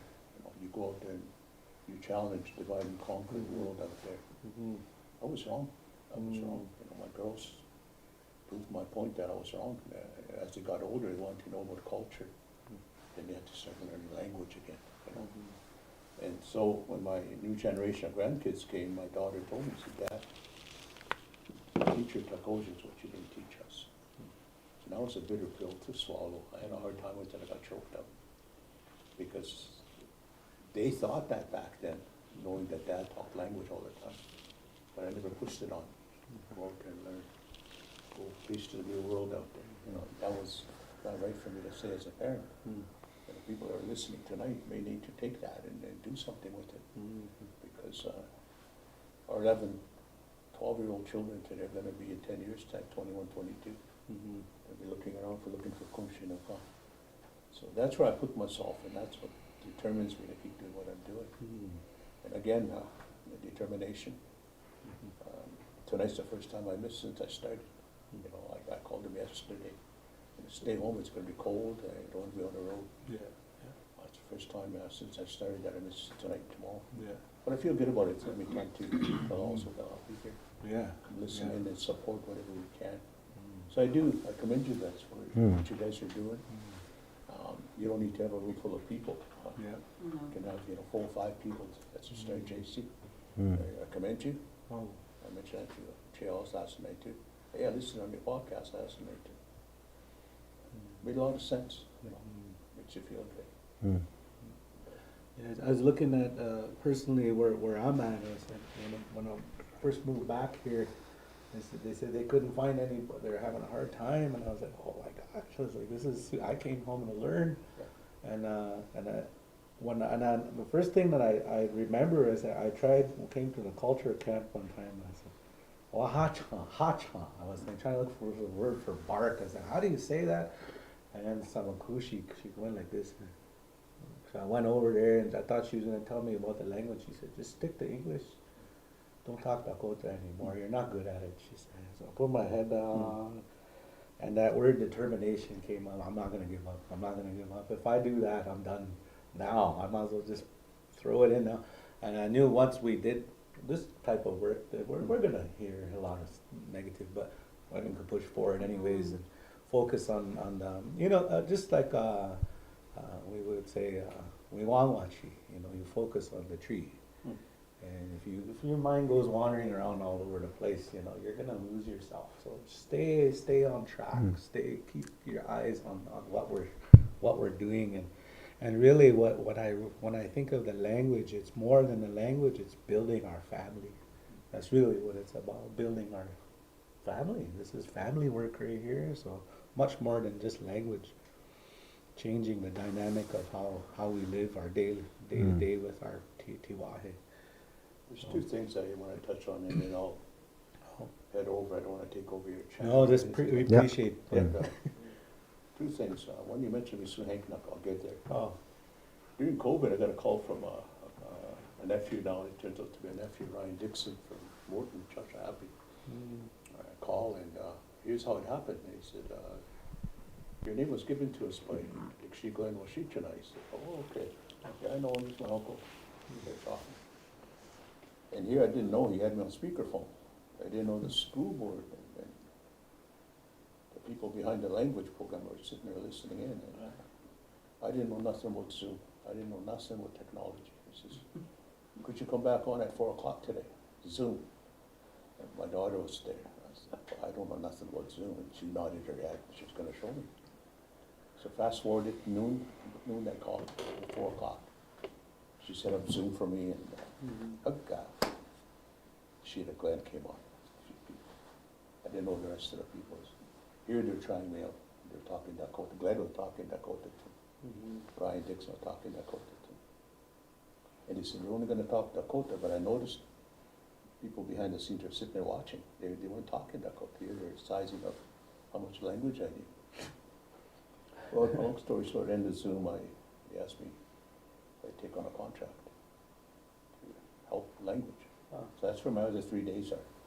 2 days, Tuesday, Wednesday, I'm in Tatonkanaji. Monday, Thursday, and Friday, I'm in Morton. And been there now for 3 years, and I've been telling leadership here, some people here, to take a trip down there, go down there. So, Jackpot Junction, Judge Avenue, you know where that is. And see their facility. Like I was literally in tears when I went down there. Like Glenn said, I didn't talk with Dakota Wapshido, he said. When I got down there to that school, everything was Dakota. And I just walked away. They hit me. And I said, where'd you get all this? I said, you taught us. Wow, just floored me. Yeah. You taught us on Zoom. Yeah. And then we go live on class like we did today at noon. She listens in. And that was when I learned Ihawaka, Dakota Yapiwaka, sacred. Yeah, it really flowed when I seen that. I started walking around the classrooms, all in Dakotiopa. We have placemats I posted last night in one of my, I did a live photo saying I'm eating supper before the Minnesota Viking game. But in there, on our table, there's placemats to Piha Wakshicha, Wichapela. And somebody said, can you give us a shot of that? Well, actually, that came from Morton. They handed it out there. And again, there's 34 staff there, all talking Dakota. They have a 10-year plan. That plan's going to end 2030. Their college will be finished by then, kindergarten to grade 12, and their college right beside it. And they're famous for it because they're using hemp to build the building. And Dakota, it was a tough go for me, my story about Dakota, because when I was asked to go there, they said, we want to learn Dakota, not Lakota. And many of the kids are talking Lakota because they had a Lakota instructor. Long story short, now it's think back where we want to be at, and the chairman's involved. I speak to him almost daily in the morning. Oh, Tushka, oh, Dick, she took it on. Akana Beto, still like that. Whereas he had no clue Dakota. But he's and that's a community where the leader. He's behind it, and do lives. And again, through Hoka, sometimes. We're going back to Hoka. So Hank, you said something that I can truly attest to, and talking and singing with them. New Year's, there was a talk about nothing happened here. Every year, the past 5, 6 years, we'd come down there New Year's Eve, and we'd be the first one to go up to the table and set up our drum, and him and I would open the evening, go home. Midnight, we'd all go up and start to go home, Omakatecho. And one day he decided to go to the other camp. You do not know in Dakota ways how much you miss an individual's knowledge, wisdom until they're gone. And it's a very hard thing. You know, for me personally, he's still in grief mode to be able to stay home and go to the hall and wait like he's going to come through that door, you know. But that's not my point here. My point is his story, his song. He had the words for it. And if you notice some of the photos, Winter Tribal Days was the first. We always sang together. We always, Ochiomokyo. I never said no to him. We'd sing together. But those are the old songs that he always makes reference to. And we test each other. How does that one go? And we hum each other. Then the boys will pick it up. I think if the young boys are sitting here today, that's probably the best era, 5, 6, 7 years of singing those Dakota songs. And it felt good. It meant something in here, you know. And then a year or so he's gone now, and I heard some of his Gahomey songs in Port Capel. I've heard him out in Shioni Day, out in Fessendrop, and they're singing his songs, but it's not the same. The words have changed, the tone has changed, but that's okay. Can't go there and say, shh, no, don't do that. It's just that, it was just the way, and some of the older people used to say, ahana shta na hope. You know, and I think that's what the young boys miss today, that, well, Uncle Hank's gonna be here, Aunt Hank's gonna be here, Uncle Harold's gonna be here. It doesn't work like that. I think you as a singer probably can attest to that too. That you always think that so-and-so's gonna be here, you know. And so I just wanted to share that much with the song, and the Dakota Yapi that combines together to write that story about that song. So that's about the best I can share, and it's didn't really intend to come and take up that much time, but to share. Dakota Yapi has its experiences, and they're okay. My first battle was, they hate you, you don't say it like that. You gotta have thick skin to put up with it. You know, I heard it a lot. My wife knows, I've had my cries. I give up. I don't want to do this anymore, you know. So people private message you and say, oh, that wasn't the right, you know. And not knowing that I can't say nothing back to them. And it does hurt, you know. It hurts so. Then you sit there and you think, oh, I'm going to keep going. I get confirmation from Che here and Uncle Sam, and, you know, just to keep going, because that's the way language is built on. So that's what entices me. And you have to, like I say, enjoy doing what you're doing. You gotta really enjoy it. I like those books, by the way. Those are the main books I use too. There's a new new dictionary I picked up in Prairie. It's a revised one. It's a revised one to the bottom one. Oh, correct, yeah. Yeah. I said, what's the difference between that? They both had it. What's the difference between that one and this one? I said, take a look at the few pages. I looked at it, and then I looked at this guy here. He said, this one's revised, newer terminology. Okay. Like the other day, I had to pull it out to find what hedgehog was. And then, like computer, microwave, it's all in there.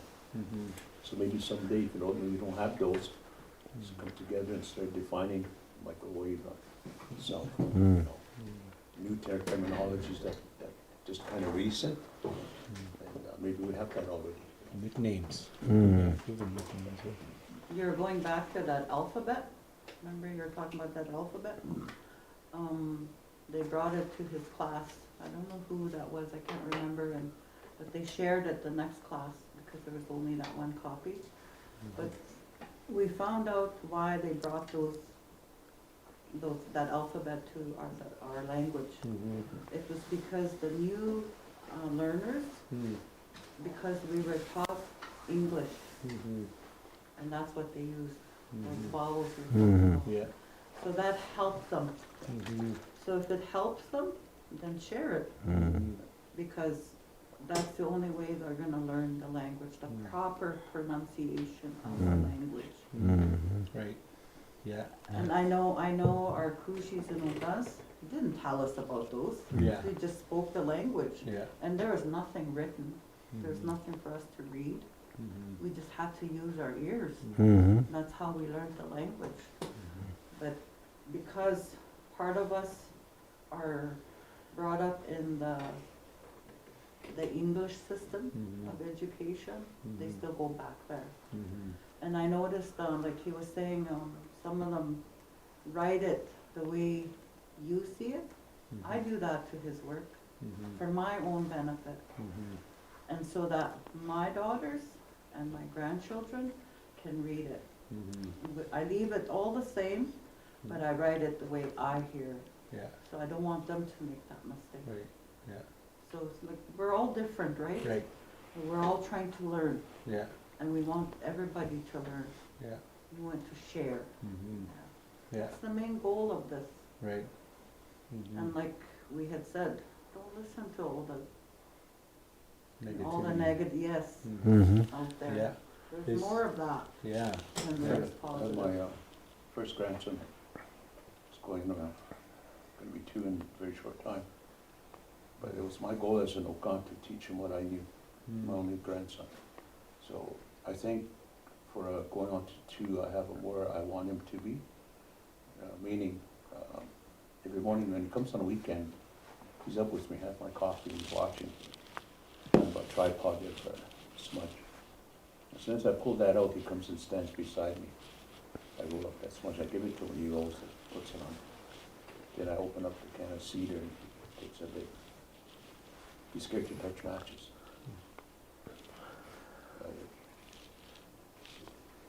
The moment I wanted to see his reaction, I'm praying this whole time, praying out loud. He's standing there, his eyes closed because I have my eyes closed. I watch him.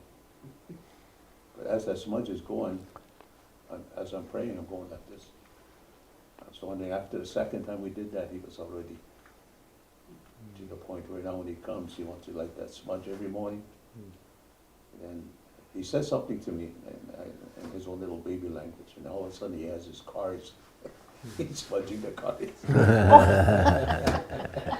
Okay, whatever works for him, you know. He knew enough, you know, he's smudging his cars and put them over here. It's learning. Yeah. So the point I'm making is kids pick it up. Kids are gonna pick up the sponges, you know, and, but in Tatanka-Naji, I still gotta work with is it the kindergarten or grade 1? Kindergarten, right? Bunch of crybabies. Can't teach them language, they start crying and say, oh God, I don't, they want you to sing for them, and holy cow, we're singing along, you know, but they wanna learn to sing, it's their language, so we have to teach them some songs. Yeah. But so it's never too late to have language. I think that's what people need to understand. Yeah. I think one idea that I've had recently too is how can we get, the 12 elders that we're talking about here, and 12 of our youngest, and they just live together all the time, and that's all those 12 language speakers from that, you know, like that. So I know I would look at Ukanazi here as my teacher, my helper, and anybody that I could talk to and visit with. And I learned through listening, and so that's why I can't wait to the day where when I hear you guys talking in the corner at the event somewhere, and I encourage that with our young people. I say, when you see Ishida Sam and everybody sitting together like that, that's where we need to be sitting, you know. Give you guys mics and speakers so we can hear the whole conversation. But I always say, I know conversations change when people are listening. And so how is it we can get those conversations? So even if an elder say, we're gonna go to town today, we're just gonna record your conversation all the way there, all the way home. Oh, that'll be heaven for me, that'll be gold for me, you know. And so one thing I lack is after language class here, I just have the dogs to talk to. My son just recently moved home though. And so we had that discussion. I said, I don't have anybody to work on my language at home here. I'm just by myself all the time. And so Now I have somebody to, no more excuses.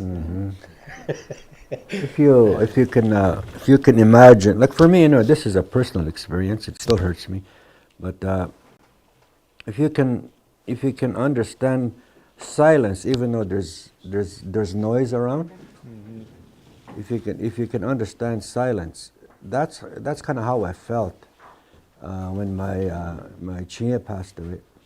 The only time that myself I used to talk the most Dakota is when I'm sitting around with my Chia. Okay, and of course we know he passed away a couple of months ago, and it's just like my world has went silent because I don't do it enough anymore.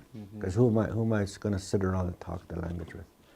The one that I used to do it the most with is not here anymore. So if you can imagine the silence while there's noise going around all around you, that's how I felt. And it really hits you when you say it's gone. Yeah. That we used to we just talked the Dakota language, and even in watching hockey, we talk the language watching hockey, like that, and then it's not there anymore. So I was telling my other siblings that, and well, how can I get around that? You can't.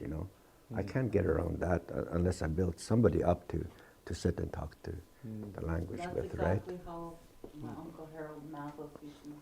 Yeah. Because he's the only one now. Yeah. And his other two sisters, well, they're women, right? It's not the same. Yeah, that's how he feels. And Yeah. it's the second time I Yeah. heard that. Yeah. Which comes to the other ideas is like our language speakers need a place, a home for them here, a gathering, community place, where there's watch Coffee movies. shops, yeah. You can watch movies and you can just sit, and then I would just live there. Yeah, just sit there and speak the language. Yeah. Yeah, and so, and I was telling Okan here, the only time I get a chance to hear is when we go Inipi. But even now, many of us, we're praying with young guys now, and it's all English. They talk English. You say something in Dakota, they don't know what you're saying anyways. So it's easy to just switch to English. And I've noticed our ceremonies have becoming more and more English now.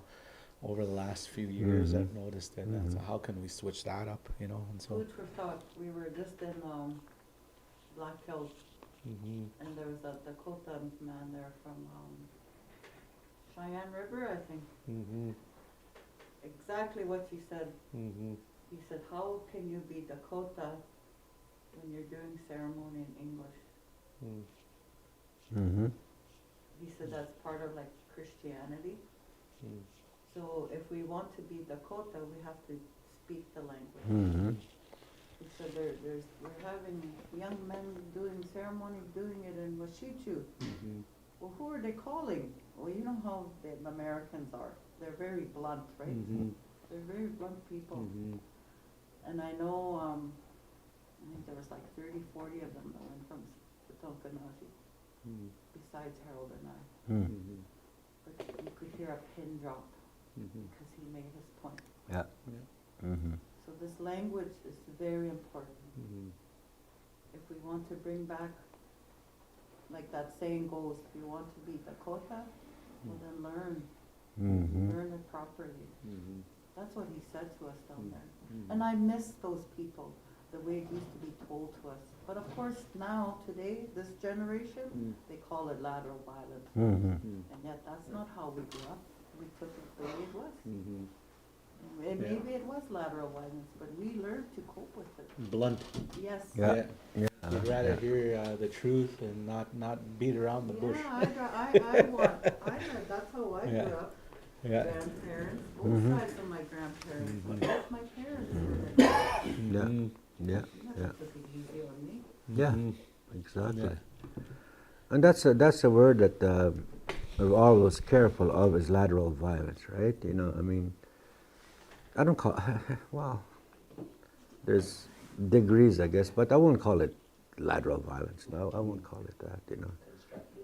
Yeah, that's I'd Constructive rather. criticism. Yeah. Wahokuke, advice, eh? So. I was just talking about that man that I think he was from Cheyenne River. Remember he was telling us? I'm just going to write that down for you out there. yeah. He didn't want the I'm gonna leave you ceremonies. with, two thoughts. I like to leave things behind when I leave to think about. My first time I Cool. encountered, And yeah. my first time I encountered the word kuja, Kuja. I was probably 6, 7 years old. And I came to a church camp down here at the Polo Grounds, real big top, huge big top. And I remember my aunties came home, a couple from Winnipeg, and no offense to Christianity, but they're into church. And they were cooking, it seemed like to me, they were cooking all afternoon. I said, Koshi, takto kota hai. Ai, chilichi. O chonki up there, nisha yok there. I was sitting right there listening to it. He looked at me, son. Yeah, yes, no, he said. But I seen all this nice food being cooked, you know, and we young kids, we ate wherever we could. So I was determined to go be nosy. So hook guy, when they loaded up everything, and it came back to second load station wagon. I made sure I jumped in the back. Well, Gus stayed home. Hey, we need to go cook it out. Anyway, when we got there, I first time I seen a church camp, a revival camp, or whatever it's called. And I seen all these Roy Orbisons, dark sunglasses, dressed in black, guitars, you know. And Roy Orbisons. Real clean. This is how far back I'm going. And he had a beautiful stage up front, lights were on, and I know some of the people from here were in part of the Christianity, or Czechia. And so anyway, we're waiting, me and a few others from the community were running around having fun.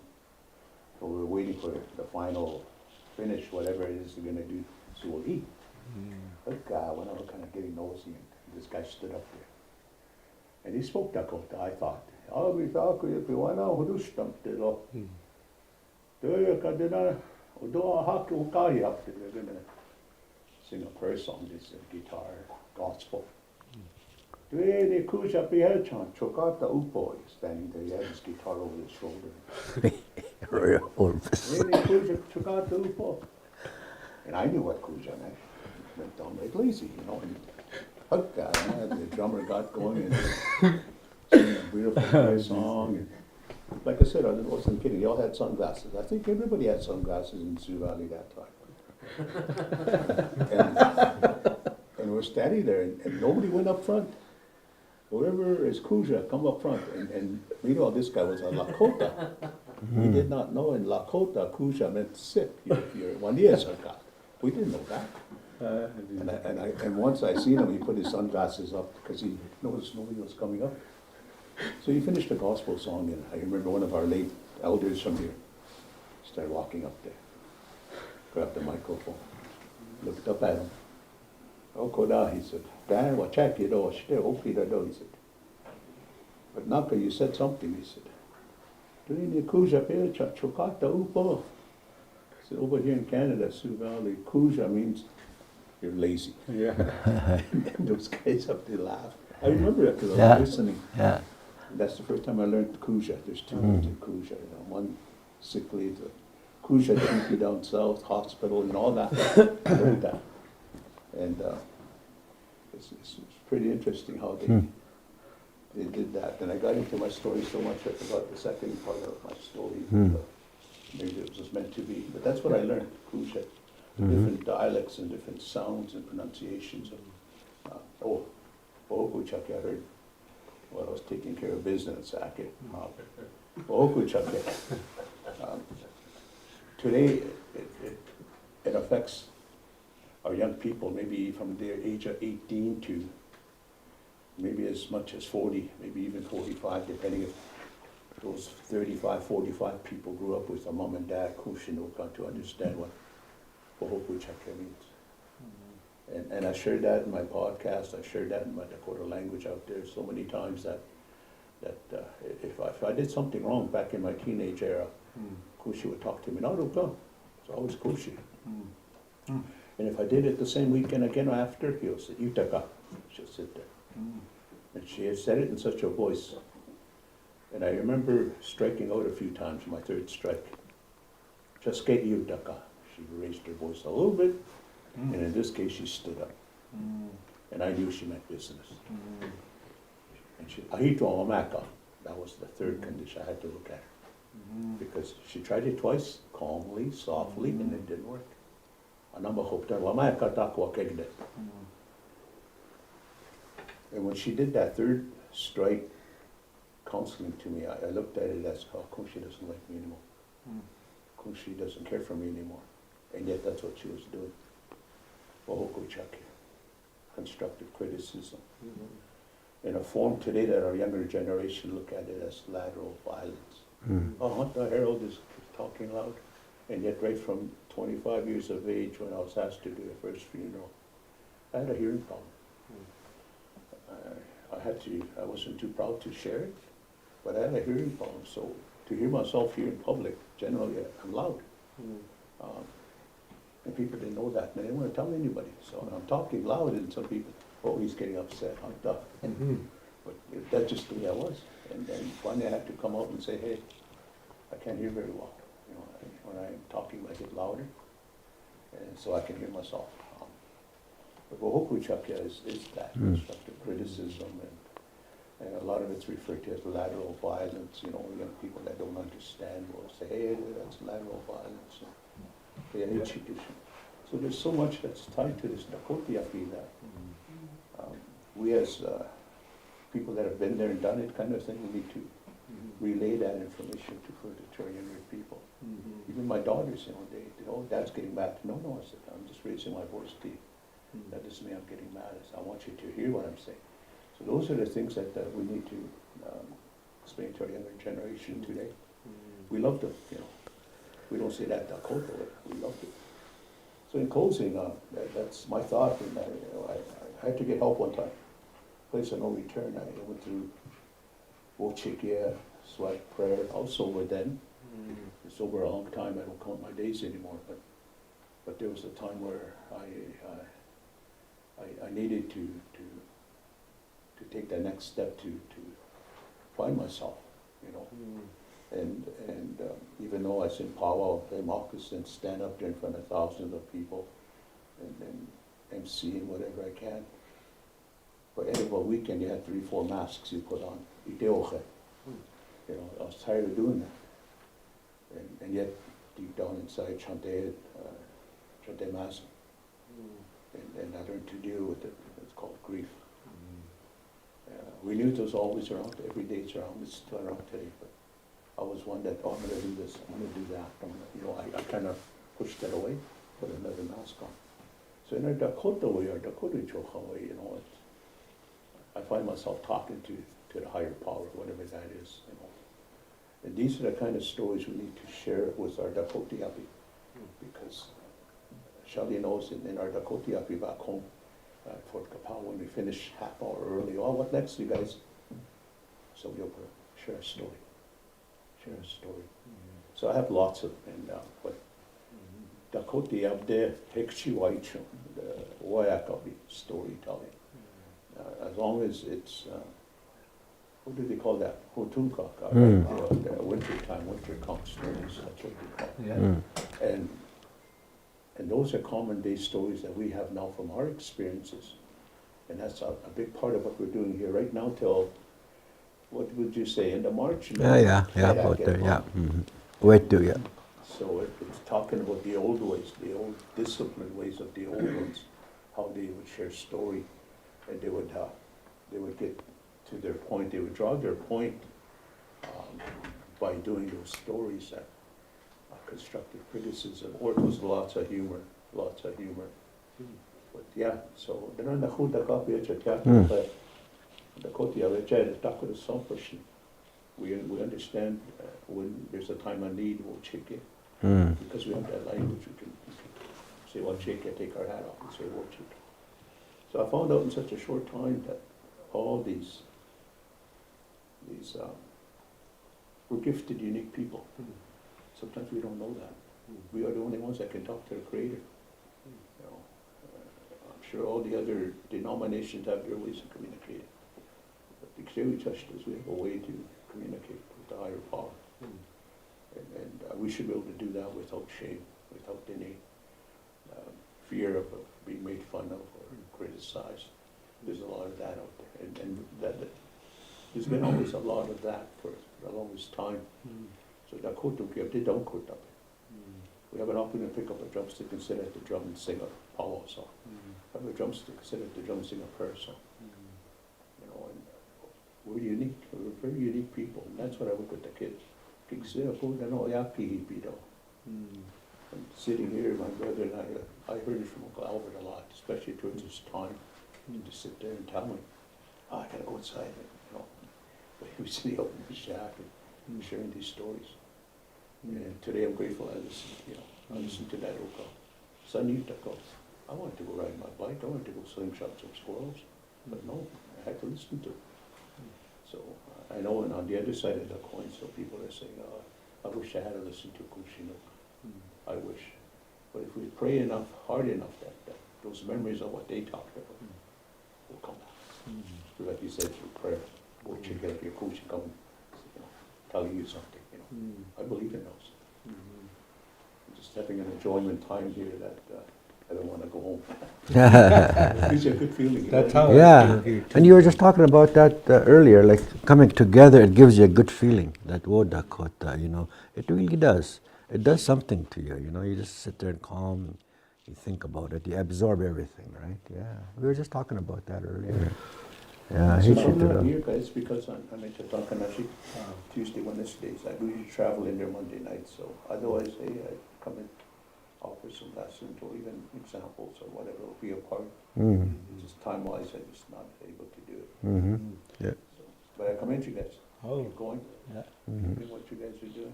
Right now, you see that we're working on war conversations. Flank, the word for flank, right flank, left flank, epa, I always say, the left and right, you know, those words. And a lot of us play online gaming, war games, and so we want to do it all in Dakota now.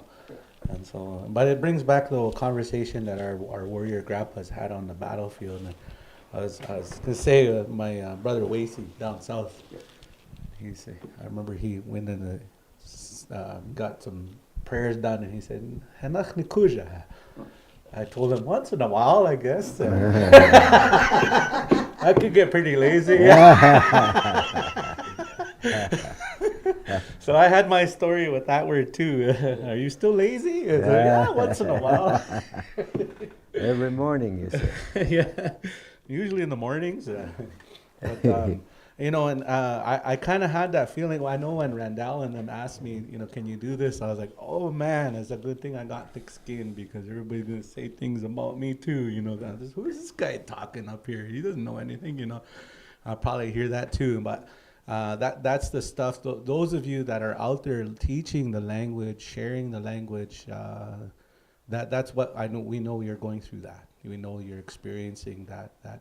But at the same time, for me, I love being corrected, because I've noticed when I'm corrected, usually that word, I'll never forget that word again. And so I look forward to when I'm wrong, in a sense, because I get traumatized. It's like, oh, like all these years, oh geez, I didn't know that. You know, just making that one little.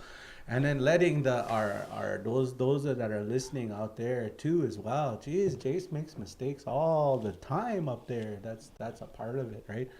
And I know for many of us, we've been speaking English our whole lives, but I'm sure we're speaking incorrectly all the time right now. And there's somebody, you know, there's somebody just perfect English that's just cringing at how we're talking right now. And so that's just how it is. Nobody's ever going to talk perfect English.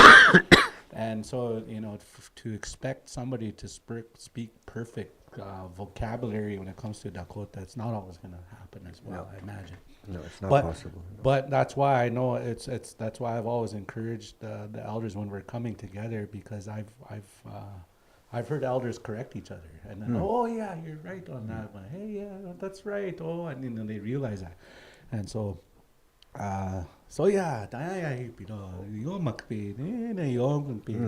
did about it a happy dance when I saw you walking down the hallway there. I said, it's coming together. But also, you know, the shout outs too to the other language teachers down in Sisseton, different well. I have a nephew down there, Akisha. He's teaching the language as well, and so there's so many of them that are doing really well, and I know Sioux Valley is known as a language place. You know, we're known for language here, and let's keep that going. Hey, let's. I just gotta throw one in, if Akisha Peters, he tells me he comes in on here too. Yeah. Akisha, Red Soldier uses now. Yeah. Dakota, like, oh my God. Prairie Island, we're in Prairie Island last year, language bowl. We're gonna leave and they offered to keep us till Sunday, hospitality. So we're going into the lobby now, we're gonna check out, how the language was done. And they said, hey, well, you know, we've got your rooms covered till Sunday, if you wanna stay and watch the Apollo, Hapapera. And there was Akisha coming towards me, tall guy, smiling. Oh, God, what's that? What's happening? Oh, I said, yeah, head up there. I said, yeah, they were going to check out. Well, we didn't know they covered our rooms. So she come back and said, well, okay, till Sunday. So Akisha was sitting. We need a singer. He said, they had a tournament, they had to have a singer. Oh, go get a They were talking. Oh, I stood up and I didn't take none of my gear. Yeah, that was all he do. He said, talking like, you know me, I always talk Dakota. So I said to him, because he was asking me to hide, but I can't afford a cushion. So we're talking, cushion, he asked. You're talking, we two, Shelly was standing. He looked at me, huh? Cushion, yeah, cushion, what is she doing?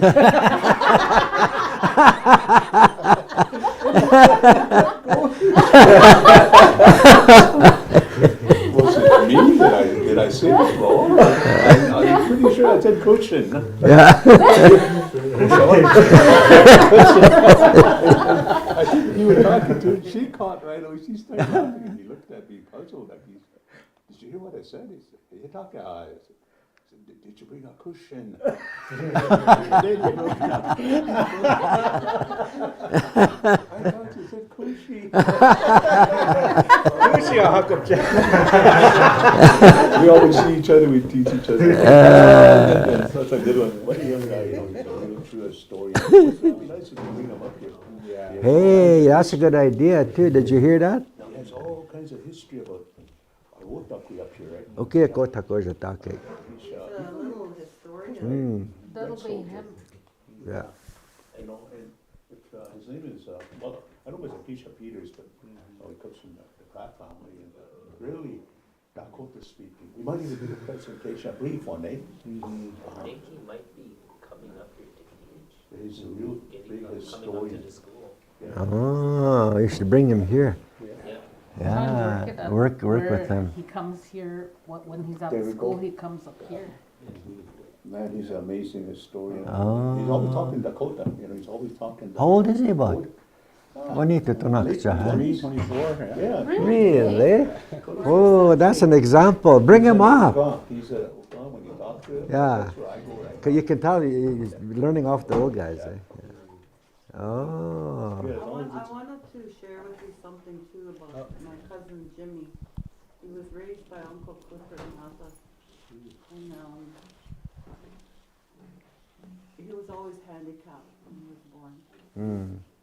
And I know this is where his confusion comes from because he learned nothing but Dakota. Mm. All his commands are over in Dakota.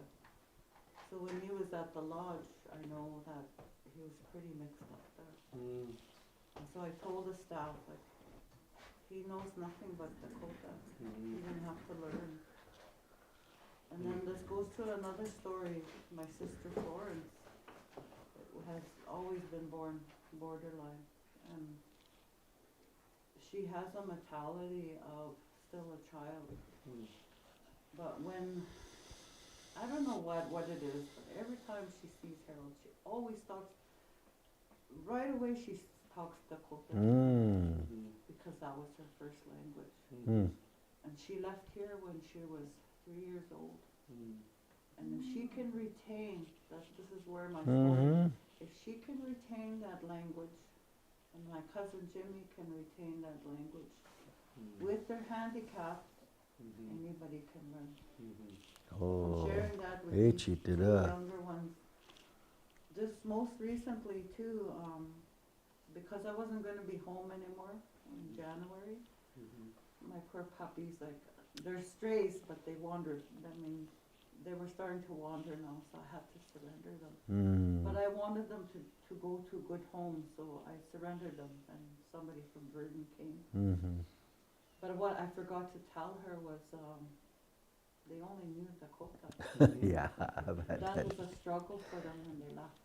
I know where they went. One went to Red Deer, Alberta. Oh. One went to Winnipeg, and one went to Kenora, Ontario. And they were telling me it's like they were sick. And it was because whenever they were told to drink or eat or You, I know. you know, all those simple commands, that's what they missed. Mm. So I told them they only knew Dakota, these puppies, these dogs. They were strays. They came to our house. There's no special breed. They were loved. They were loved by only him and I, and we spoke Dakota to them. So, like Harold always says before we leave, we always like to leave something, but that goes to show if our shunkas can learn, our pets can learn Dakota, so can we. And I always share that with about my sister and about my cousin. They're handicapped. They were born handicapped. And that's all they learned. They knew the basics, the commands, the food, you know, it was simple. Yeah. But the amazing thing is that they've kept that they all this. retained- You retain that. Holy man, that's amazing. And my sister is now 60 now. Florence? She's 60 now, and every time she must have a crush on him. My sister-in-law, We speak language, you know. yeah, You know, little words, but I carry on a conversation. But Gee. going back to this Apisha, you know, we'll exchange some information whether he's gonna come to the school or whatever. Go Pisha Kopke, short 3 hours, we can probably tap into it. Let's do Health something. expenses, whatever. Because I know his name came up a couple of classes ago. These communities, the Dakota communities, we need to work together. What you're doing down there and what over here at like Tonkanaji. channeling. Yes, we I need know to. the Tonkanaji mentioned at one time, like, you know, get together with Sioux Valley. Mm-hmm. I'd like to see how they do their language, and then I'm sure you guys probably felt the same way too. Mm-hmm. You know, one night visiting, like, we have a charter bus here. Yes. We could bring a busload over there.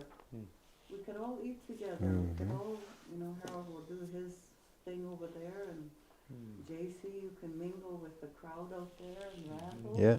and then all the rest, you know. I've said this before when I have these kinds of conversations with me soon here. How like my vision is like a community college just for language and culture. Yeah. That's we've talked about it. How beautiful would that be? Somewhere central, you know, a community college just for Dakota culture and language. Like immersion. Yeah, immersion. Yes. I know, That's- I know immersion has come up when my children were small. And then I know my Auntie Sheila, the late Sheila McKay, she started that too. It works. And then, you know, yes, it does. I know, and this is where Harold's story fell when he said we didn't need it. There was somebody in that school at that time.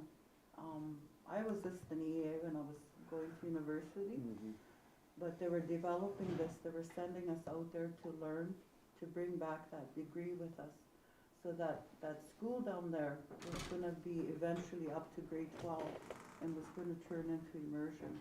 And that's where all the late Elaine Pratt, she was my mentor. She was always encouraging me, you know, to finish, to go into teaching, to bring back, and to work there, you know, and you know, somehow like those people have all passed now. Like Pushy Doris Pratt, that was her goal. And then there's others that come in and just dismantle it. So now that our younger generation, they don't have it anymore. And we like to say that Sioux Valley is on the top of the list of the language. To me personally, I don't think we have it anymore. Like I said, there's only a minimal amount of fluent speakers yet. And we have yet to someone at that age group speak fluently. Mhm. Then we can say Sioux Valley is up there. Mhm. Because yes, see, like in Tatonka-Naji, that's how they look at us. We go to Prairie Island, that's how they look at us. We go to Sisseton, that's how they look at us. But realistically, I hate to dampen their bubble, you know, burst their bubble and tell them the truth, because it's not like that. And that's based on fact about that research we did. The other day on Dakota Muskrat, I posted Bob Bowen's story, 2008. It came on live 2010. And we watched that on YouTube, and it made us do that research from that end to over here. And because when you watch that video of him, he was proud. I'm from the Sioux Valley Dakota Nation. I come from a community where 75% of my people speak the language. I think I shared that with you. That was No, he said 2010, 95%. that video. But he passed in 2010, but I think they made that video after he passed. So in a short 2008, what is that, 16 years? What happened? Oh, yeah, yeah. Like he said, 75% of my people speak the language. And I'm proud, you know, he had a really upbeat interview. He was proud from that point. But when we're doing that home to home, during that period of time, 8 of our elders passed away. During that time, we did the work. 8 people passed away. They were fluent speakers. So we have to be very mindful of that and take care of our elders that are still here. Whatever capacity we're going to utilize them, we need to do that. Take care of them. So it was something that we put out there, and I know some people got offended by the numbers. We know everybody here, you know, we know who's speaking it, we know who, some people got offended by it. Well, then it offends you, do something about it. You Shamo, I said, you know, think about it. It's not that, oh, just because, you know, that came up, just because, no. It's just a fact that we need to push our elders to teach us more, the facilitators. So the other thing, in Moulton where I work, they're certified teachers. Tatonka-Naji, they're certified teachers. I work very closely with Tara Sandy Whitehorse, and she's a certified teacher. So I just feed them all this information. I feed it to them. I'm not a certified teacher. I'm a certified language through Lefnert. That's all I am. But these teachers that are certified will come into the classroom, they take this information, and that's what they teach the kids. And I sit there and I mentor them, I watch them in the Dakota class. So I know some people said, oh, he's not certified to be teaching here. You know, those negativities that went through this year and out the other, I found that out. And when I went to Hawaii, with Chuck Shappy, there was 8 fluent speakers 40 years ago. 8 of them that spoke Hawaiian. And when we went to this camp, these old men were sitting there, and they were part of this turning over a new leaf. And he spoke, and he said, none of us were certified. But the 8 of us that spoke the language taught the younger ones while they were going to school. They could teach it. So when they were certified teachers, they had the Hawaiian language. Wow. And I was sitting there going to clap. 8. 8 was all that was left 4 years ago. 8 of them. And then they all moved from the city up to the high mountains. And you see those classrooms, and oh my God, all grass huts. And they were happy. Kids were happy. This is beautiful here. They live under just grass huts and their little tables or just picnic tables. And they had Nothing elders at fancy. each school. They had elders at every school. Sat there. So that's who I sat there, because I had cane that time. I couldn't sat with them. But one thing I learned that first day was there's roosters all over the place in Hawaii, everywhere. You're going in a cab, go down the street, you see roosters running on the sun. So what's with that? You know, it's to them it's their wapiti, they're sacred. They're sacred. They don't touch them. You know. Really? So, but when you go up to the higher mountains, it's just amazing. They speak the language. You don't hear it. Washichu talk. And that one guy said, "Can you talk your language?" I said, "Yeah, talk to me."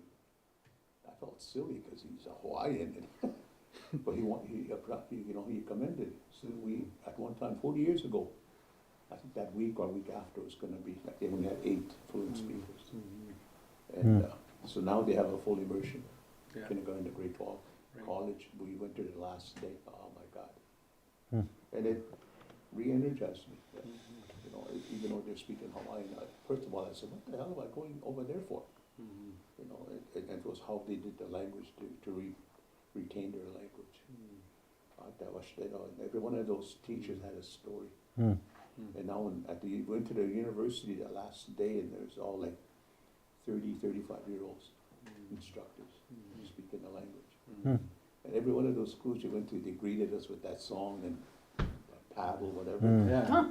Pretty cool. And then they would ask me to sing a song, so I took my drum with me that time. Oh. You know, and sang a song, and totally unreal, totally unreal. That group went to learn curriculum. That's what it was, yeah. I brought one back, their curriculum, and we kind of adopted it, you know, everything's redundant, over and over every morning. Say a prayer, smudge in your own way, and you sing to the kids when they get off the bus, and vice versa, the kids will sing to their teachers, leading up to full immersion. I was impressed. Those kids, you know, I caught a teenager, he didn't go along with the tour, he sat with us. I said, my mom put me in the school here 2 years ago. He said, oh, how do you like it? I love it, he said. I wish I had come here sooner, he said. Yeah. He went to school in Oshichu down in Hawaii. Here he's up in the foothills of the mountains, and they're gonna go look for bananas and stuff like that. Yeah. So it was no different than us. They wanted to know the language, they wanted to learn the language. They wanted to be Hawaiian. And like, I don't know, like a Western show where the Oshichus are coming in. That's what the elders were talking about. We had to come up here. They can have our land down there. So they can't come up here. It's just totally amazing, you know. It kind of left choked up there when it was the elders that, like here, elders that are retaining that language. And it's kind of like what we were talking about, where amongst us Dakota, we're looking for a home. We're looking for our home. You know, where can Dakota, where we belong, where we could be more Dakota. You know? A place, yeah. Yeah, a place. Our own Hogwarts. And we're not getting kicked out. And Yeah. that's our Yeah. place. Yeah, and I think that's my main goal is, you know, for our 12 speakers that we have left is a place for all of us to gather and to be together and not feel lonely. It's like we talk about that word Witaya, you know, the islands. Everybody's in islands all over the place. And I know Wilmer Mestith, before he passed away, he said, many of us that are following our culture, we're like islands. And maybe once Sundance time come together, we can be Dakota together. But right now we're isolated all over. The only time I think we gather here is for funerals.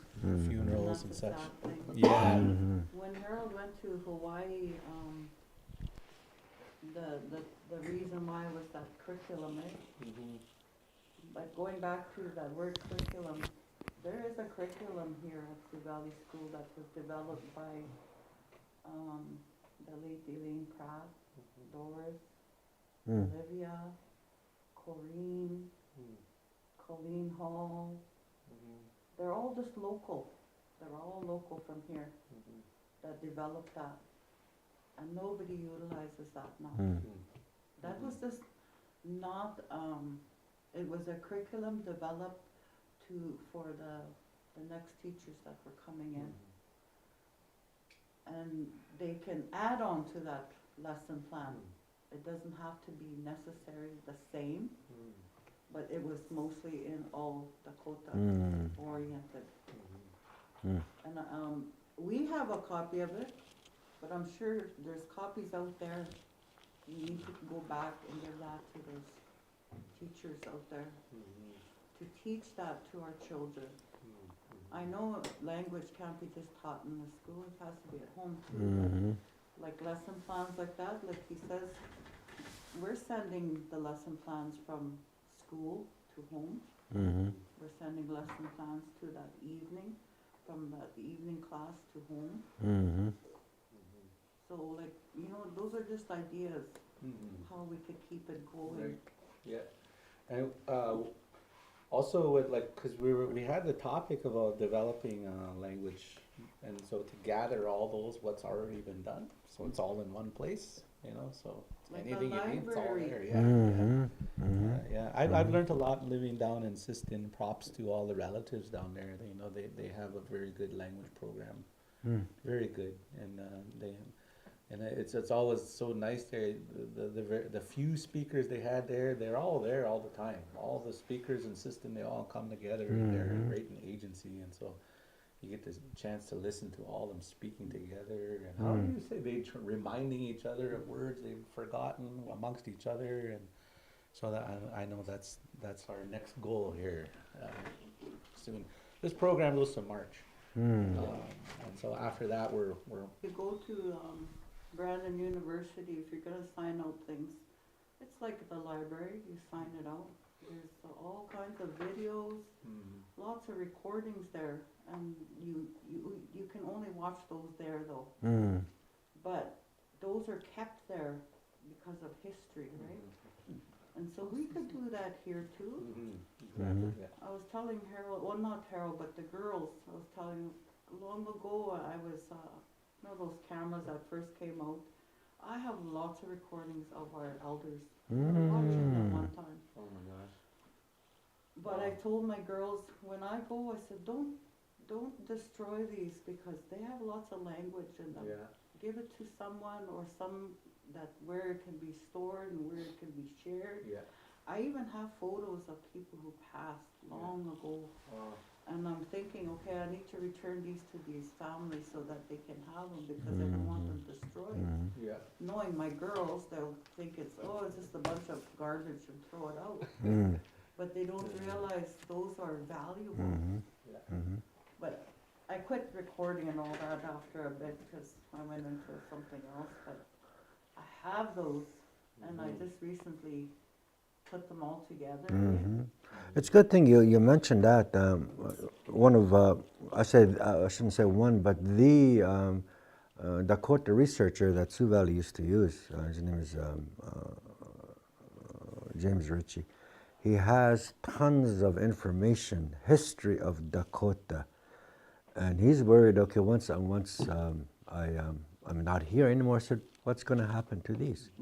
You know, I've been paid to collect all this information for Dakota for their purposes.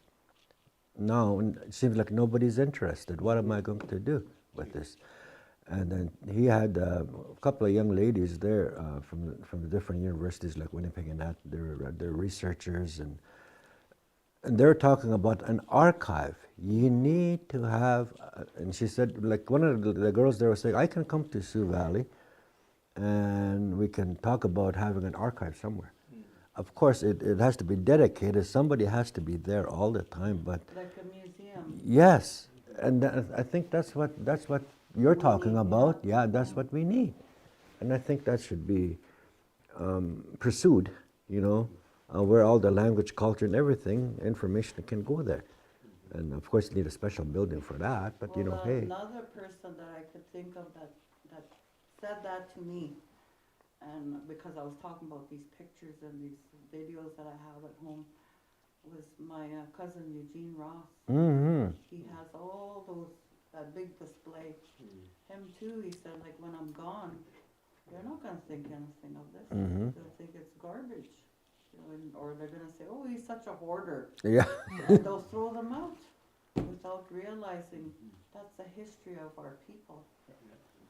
When I think about things like that, I think of my relative downstates, Diane DeRozier, how she works in the preservation of our history of our people. Like we could have somebody like that in Sioux Valley. We could learn from that and bring it home here, so that these younger generations, they'll always go back, oh yes, I remember, oh really, that's my Kushinoka, you know, that pride, that being proud to be Dakota, Imata, yeah, that's how they're going to feel. So like, we need to start developing things like that. That's Those are that's just really like good. ideas. Yeah. Yeah, it's much needed though. An archive is much needed. A museum, if you want to call it that, A little piece much I wanna needed. share about something about the future, but I'll go off record after we're done recording. I'll share something here. I don't know if we can go off now, but there's a gentleman in Shakopee. His name's Andy Vig. I don't know if you heard of him. He's the guy that calls all the shots financially. And we can end and we can have And discussion. I think I shared this with Chair Ozzie, but he's looking at funding a program. In my case, for example. No. Yeah, we could, maybe, just to be, I know a lot of people might be wanting to sign off. You can go be sleeping now, so, yeah, we'll just end our video here, but to be continued. I'd really like for all of us to come back together again and have more visits. And Witaya. Witaya, okay, yeah. And so, okay, we all say tayo upo at the end of every time we finish. So be well, everybody. Tushta, okay.